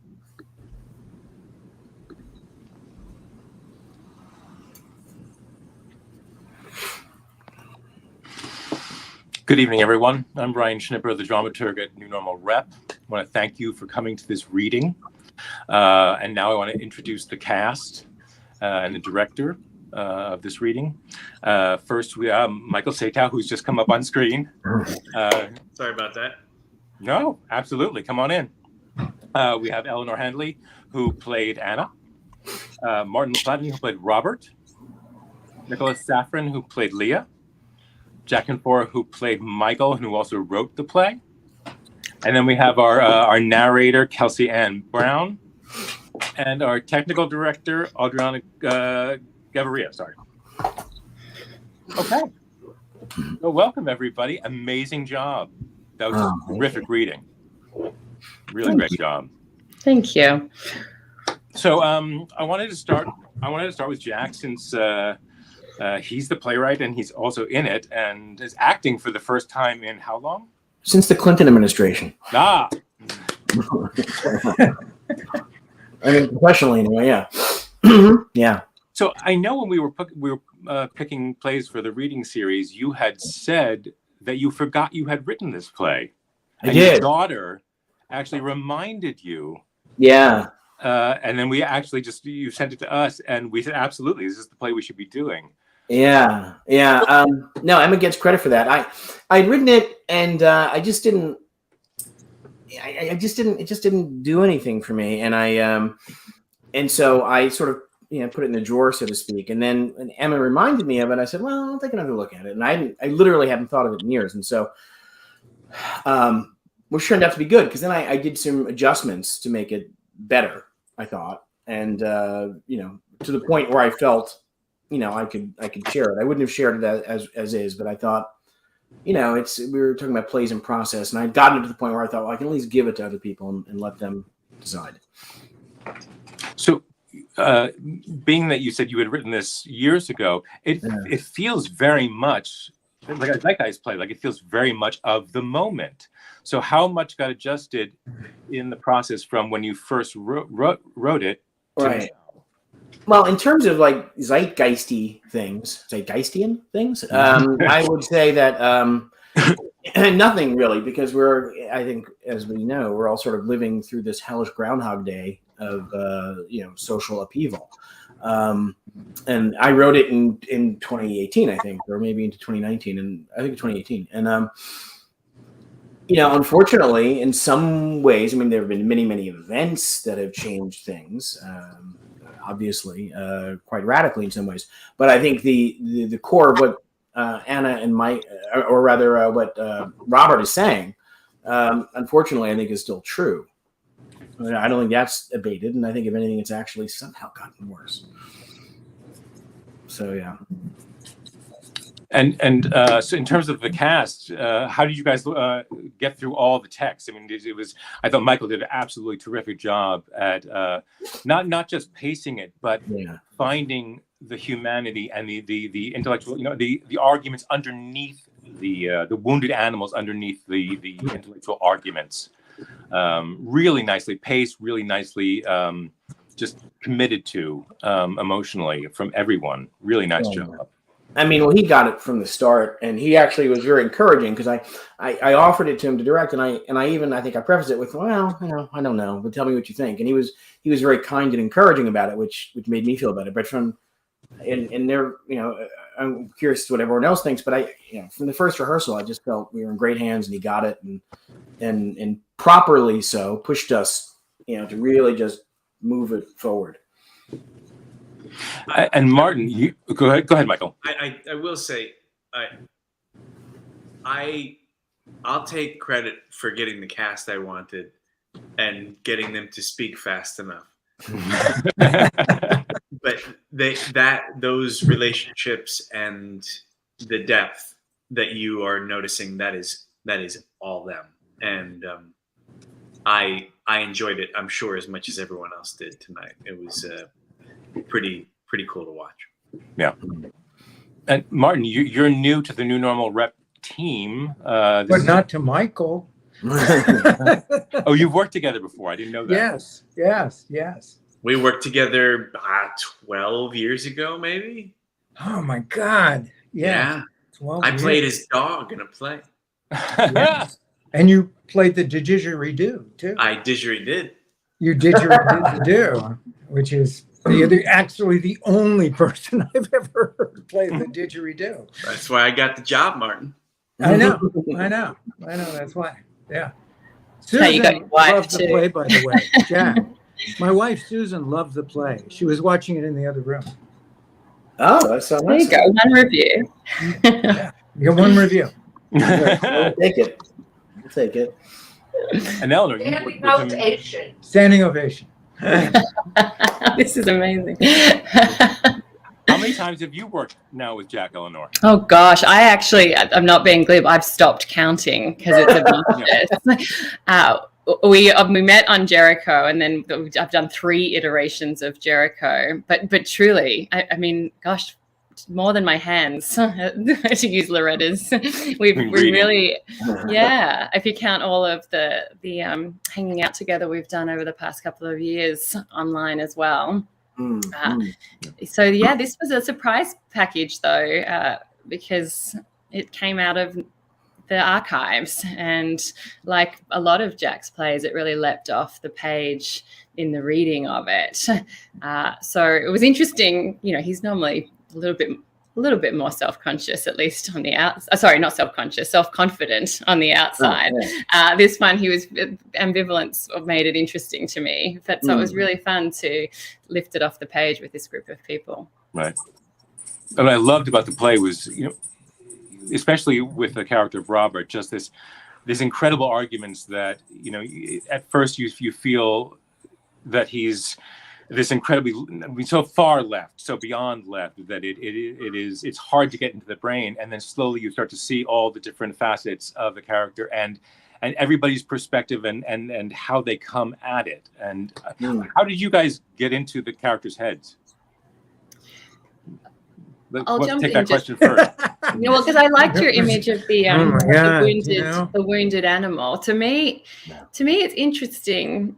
I mean, Jack and I talk politics and everything else quite a bit, but for me, sort of the fact of them being well versed in this stuff and coming at it from sort of the more academic was kind of incidental to the father-daughter argument. Absolutely. Absolutely. To me, that the words were the excuse or the transport for the hurt and the anger, and so she has it as a weapon, right? The intellect and academia is her weapon, but for me, the way in was the hurt and the anger that she has for him. Yeah, I mean, it's got to, for me as a writer, it's got to ultimately be about the relationships that people have, because if I, otherwise I just should have, posted a blog about my, varying ambivalence about different political policies. I mean, if it's just about that, it's self-indulgent and it's boring, and I'm not convincing anyone of anything, because odds are they kind of agree with me anyway. That's why they showed up to the theater. But Eleanor's right, and and I think one of the things in some of my places, exactly what Eleanor says, the situations are sort of a pretext for. And the language is often just a pretext for getting at that, like you said, the wounds. And it's one of the things, Eleanor, and I think everyone in this cast did a great job of. But Eleanor, why she continually, is nice enough to be in my stuff, is that she's great at sort of realizing that and handling the language pretty effortlessly and I think pretty brilliantly, but never thinking that it's about the language, that it's, so. She adds stuff to it, and I take credit for it. So it's a great relationship. Martin, in terms of all those the speeches, the long sort of the political speeches, how did you get underneath them? Well, I agree with him. So that made it easy. Also, I was there at the time, and I was a member of the Students for a Democratic Society. So I was very aware of a lot that was going on at that time, and met one of the characters that Jack had some influence on the script. But it's also that Jack does a great job, much better, I might say, than Mark Rudd actually did. Does a great job of articulating what people felt at the time, what they felt at the time. And he goes, we were young, and he'll go back to that and the passions that the young have and the need that they still feel. Some of these guys still feel it. Bill Ayers and Mark Rudd and others, they still feel it. They are still out there trying to get people to organize because they know it hasn't changed. And that's what Jack writes a wonderful thing about. That's what it is. That's what it always is. It is always that. So you always have to fight. But that can be good. That can be good because it makes you more than what you are. And also, I have a daughter who's 37, who's extremely smart, graduate of Brown and stuff. So I'm used to having a nice intellectual argument with my daughter. So we can take different points of view, but I appreciate a very smart daughter, and I understand his need to reconnect to her, which is the family part, which he also speaks about in that speech, is the family. Society or families, it's the same. It's the same, But a lot is always in the writing. If it's well written, then it's pretty easy to do. And if it's not well written, then there's a lot of heavy lifting. Right. So this was not hard. And what I love about your writing, Jack, is that all these characters, they see themselves as completely right at first, and then you watch the turns as they realize that there's another perspective or that there's another truth. Yeah, I mean, I think that's probably true. With that? Well, I mean, I think it's just probably just the arc of my life, or any given, issue for me. As I start off thinking, no, I'm right. And then, as I get older, I realize, maybe I'm right, maybe I'm wrong, maybe it's somewhere in between. And, very few things, I've gotten to the point where very few people in life no one scares me more than people who are absolutely dead certain about something. Right. And, regardless of where they are in the political or, spiritual or cultural spectrum, and I think there's become sort of like a nastiness in the culture on both sides of, we are right, we are good, and therefore you are evil. It's so reductive. It sort of makes me, it just chills me, that people can't seem to have dialogues, and it's, it's about scoring points and looking better and winning the argument as opposed to coming to an understanding, Right. And having said that, I'm guilty of that 12 times a day. So, so it gives me the ability to write about it because I'm just as big a jerk as everyone else. Right. I mean, I loved that speech because it's so, and we had this argument, my friends and I had it the other night, where we talked about the fact, obviously being left, that the Republicans are better at the game sometimes. And you just think, why is it that we lead with our hearts, and that's where we try to come from, and the Republicans sometimes just win the political game, win the fight, and because we can't, because of our version of Make America Great Again would be like, make America great again to the extent that we're talking about greatness. And I think if we define greatness as aspirational, then yes, I think we are great. Historically, however, we're pretty problematic, and that's tough to put on a baseball cap. And plus I think there's a certain psychological component of people, liberals anyway, who are, and to their credit as people, they tend to think, well, let me listen to what you've said and let me examine myself and see where I'm wrong. And that's great as a person. It's terrible in politics. Yeah. It's hard to fight against fear when the other side uses fear as their main tactic. It's easy to make people afraid.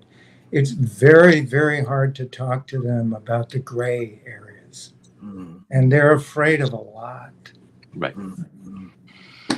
Well, okay, so speaking about gray area, Nicola, you were the outsider. Yes. How did you find your way into this? Well, that aspect of Leah sort of actually resonates with me in the fact that she enters this situation and kind of just has to be polite and kind and present herself in a certain way as she figures out the dynamic of everybody. But I'm also going into this evening knowing that I have a plan. So it's kind of like at the beginning of the play, I have to appear that I'm just nice and, wanting to get along, wanting to meet his family. And perhaps I want Anna and Michael to think that I'm just, a young thing, not particularly bright, and certainly not as calculated as I end up being. Right. Well, we were talking before about the about sort of the levels and layers that it's working on, and as a disruption, I think Lee is disruptive on so many levels, right? I mean, she's disruptive in this estranged father-daughter relationship, she walks in as a replacement figure, and then in the sort of generational thing, she adds a different generation, which puts this sort of, I love the stuff she brings in about sort of Netflix and social media and so to sort of add attention there, and then that they're potentially she's more calculating than anyone else in the room in terms of getting it done, getting this sort of thing done. So that was fun. It's a momentum builder, her character, I think. So I wanted to go to Adriana just to talk about if there are any questions from the audience that we wanted to talk to the actors about. Yes, thank you, Brian. So we have a question from Bird Lover.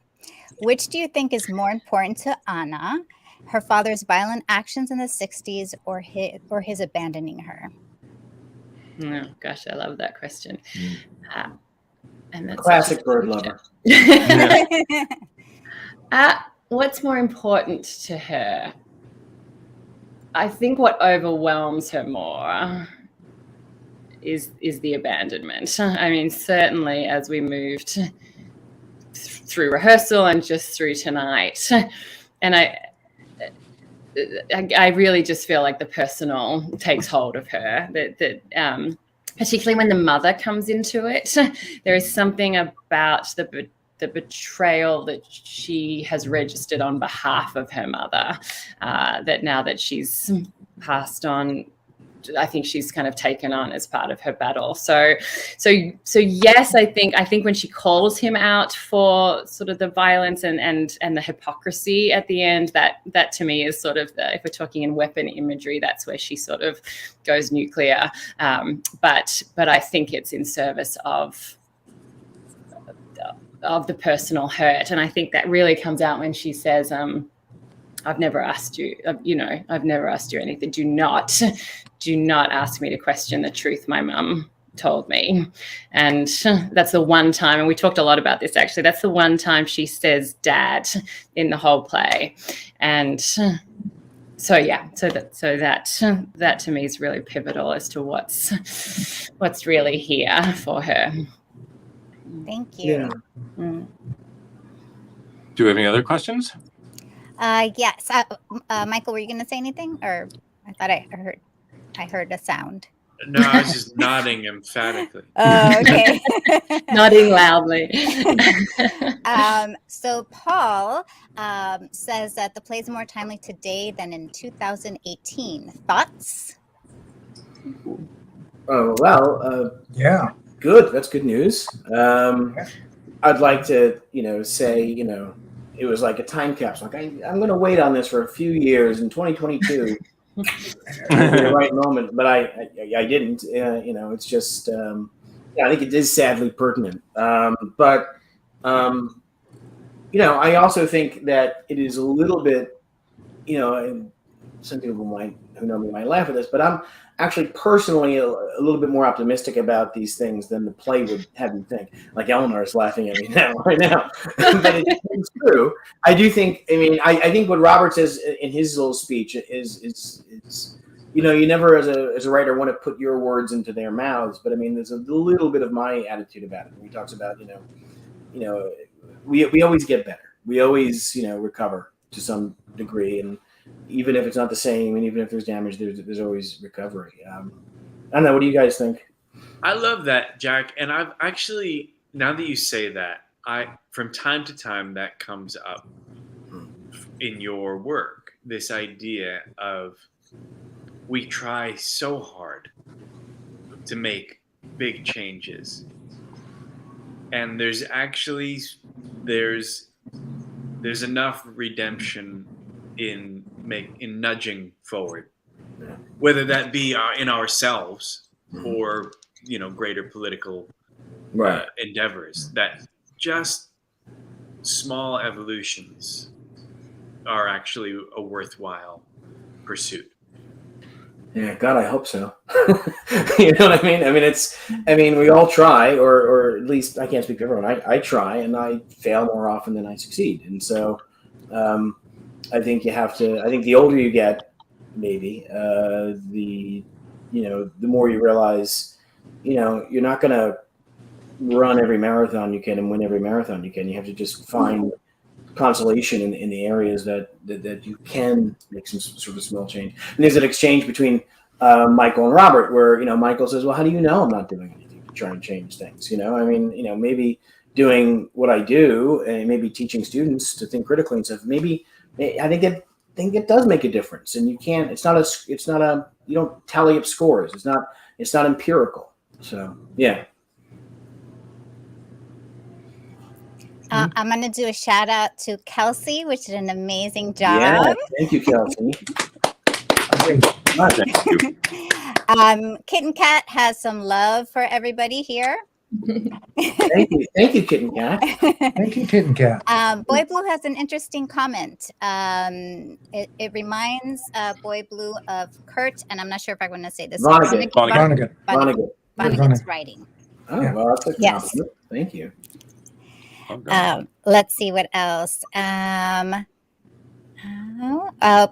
Okay, so we have a comment from Rob. thanking everybody again and for making it accessible. It really is wonderful being able to do these readings virtually so that it is available to everyone and people can watch it on Facebook and YouTube. So, and interacting with the audience. It really is really wonderful that New Normal does this. Absolutely. Here's another question for Jack. Did you feel any different about Robert advocating violence now after January 6th? Great question. Well, I mean, on the one hand, thank you for caring what I think, and you're in the minority. I would say, I'm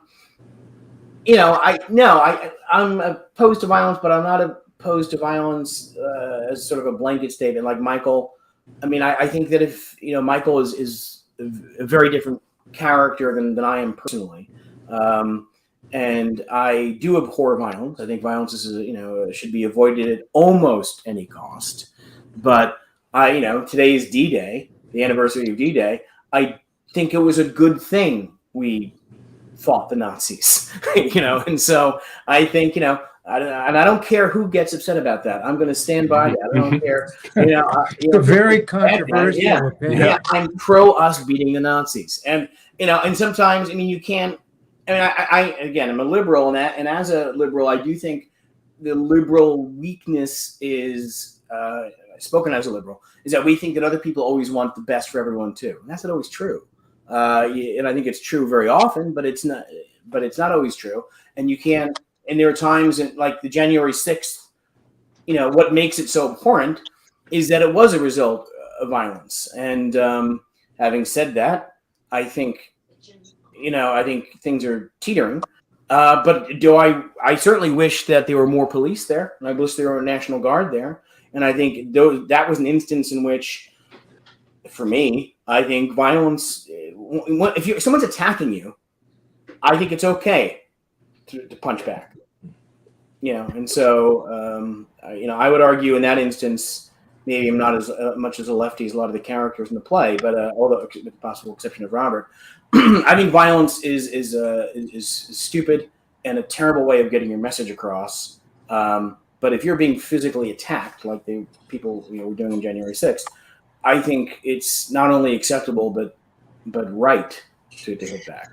But Anna does compare him, doesn't she? She makes the case for just because you agree with you, like that sort of style of violence, of sort of. Well, she calls it narcissism, doesn't she? So I think the play has someone argue with his methods, with his means, with his sort of arrogance to assume that he sort of invests himself with the power to make that decision. Absolutely. He really only says throughout that he's against violence, and unless you're punching a Nazi in the face. So I think he kind of agrees with Antifa. As long as you're punching a Proud Boy in the face, it might be okay. Right. And that there is a certain point where if they're bringing that to the fight, then what are you going to do? You're going to have a vigil and talk about how sad you all are? Yeah. He really is in that terms. He doesn't believe in bombing, and he didn't believe it when it was going to be against people in the 60s.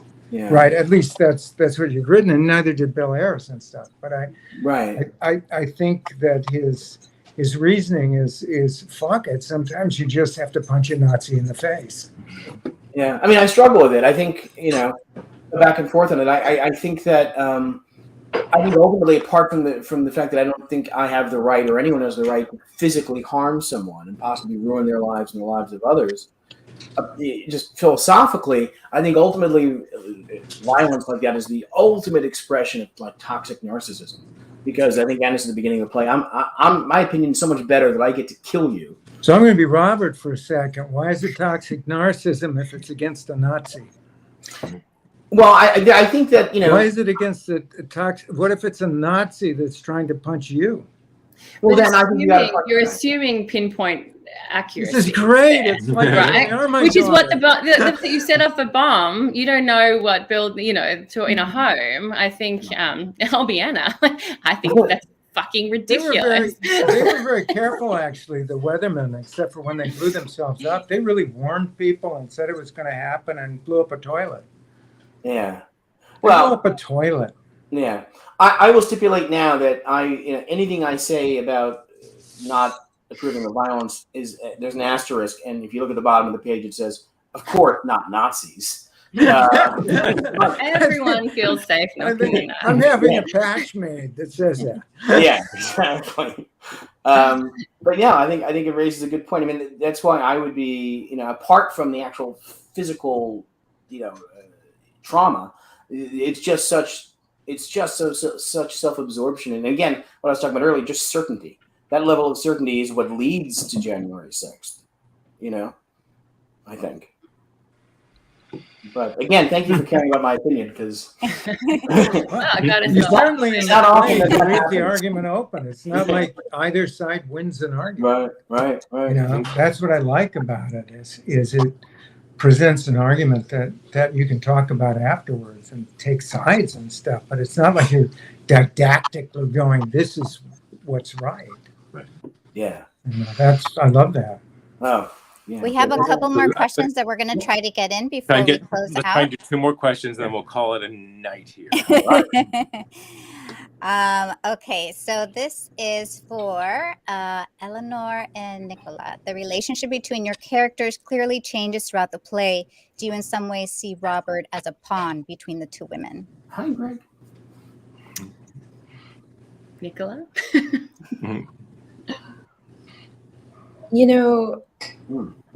You go first, Eleanor. I'm still thinking about it.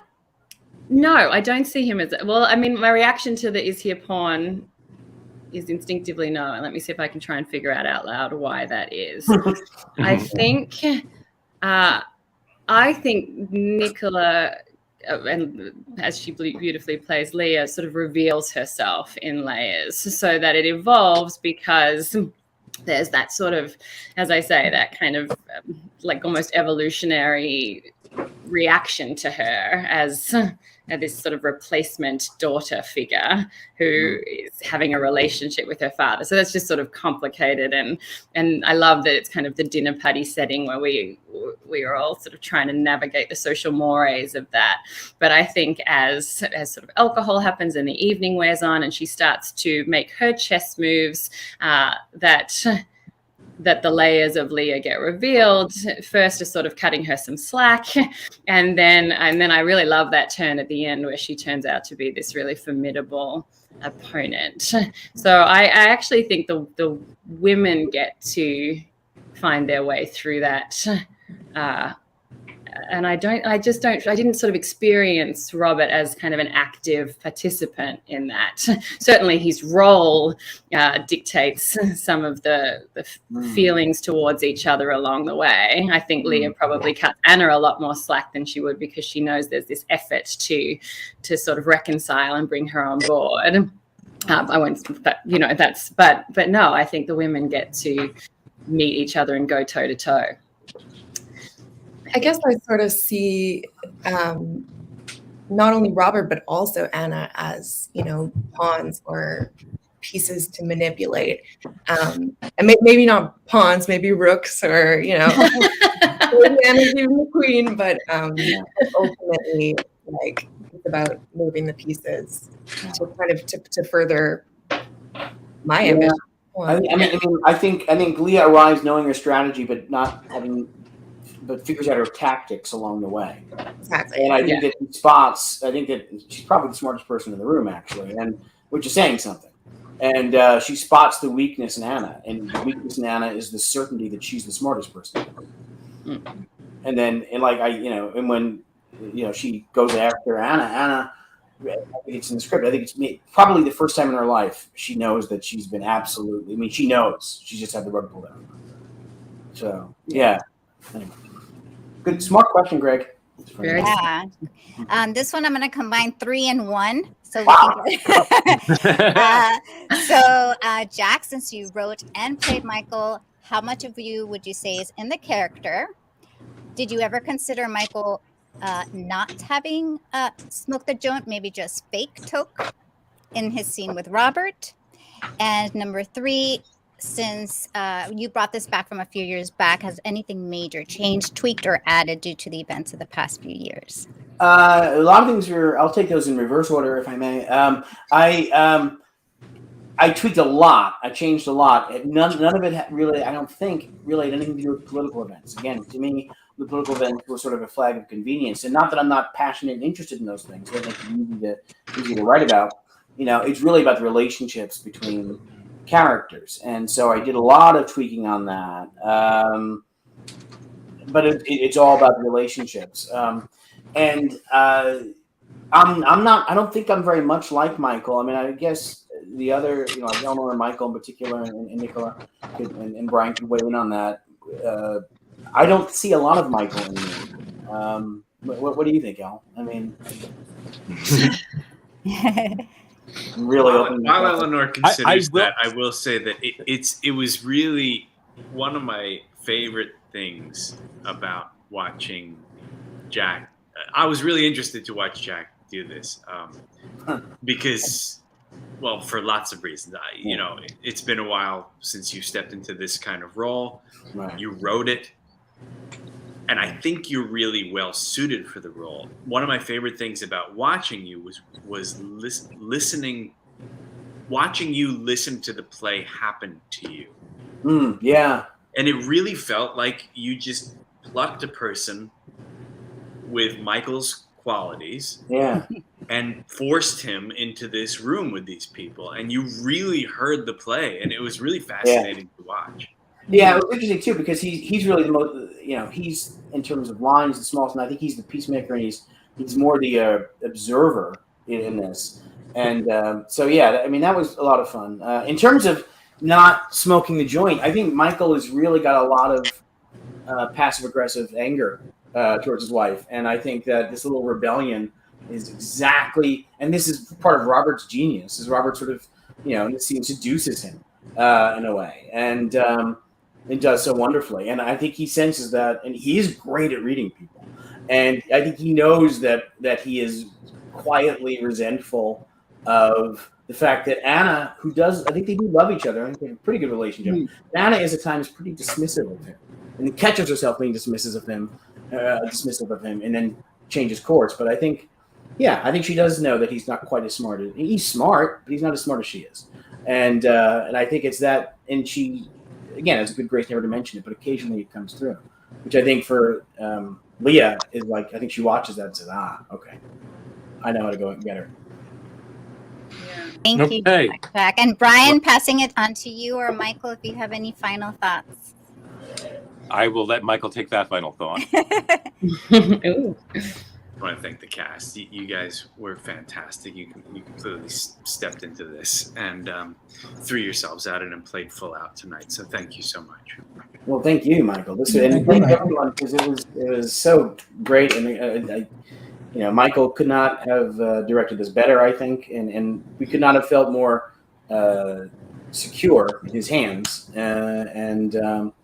It was wonderful, and thank you so much, everyone else who acted in this and helped put it together. Because again, all joking aside, I mean, good acting. As opposed to being a novelist, a playwright really needs good actors, and good actors will make what I'm doing look better than it really is. And I think you guys did it again tonight, and so thank you. So just, it was a lot of fun, and thank you for letting me pretend to be an actor for a night. That was a lot of fun. Thank you. Okay, well, thank you, everyone, and thank you to the audience, and that is it. Have a great night. Have a great night. Good night. Thank you so much. Bye-bye. Bye. Thank you. Bye.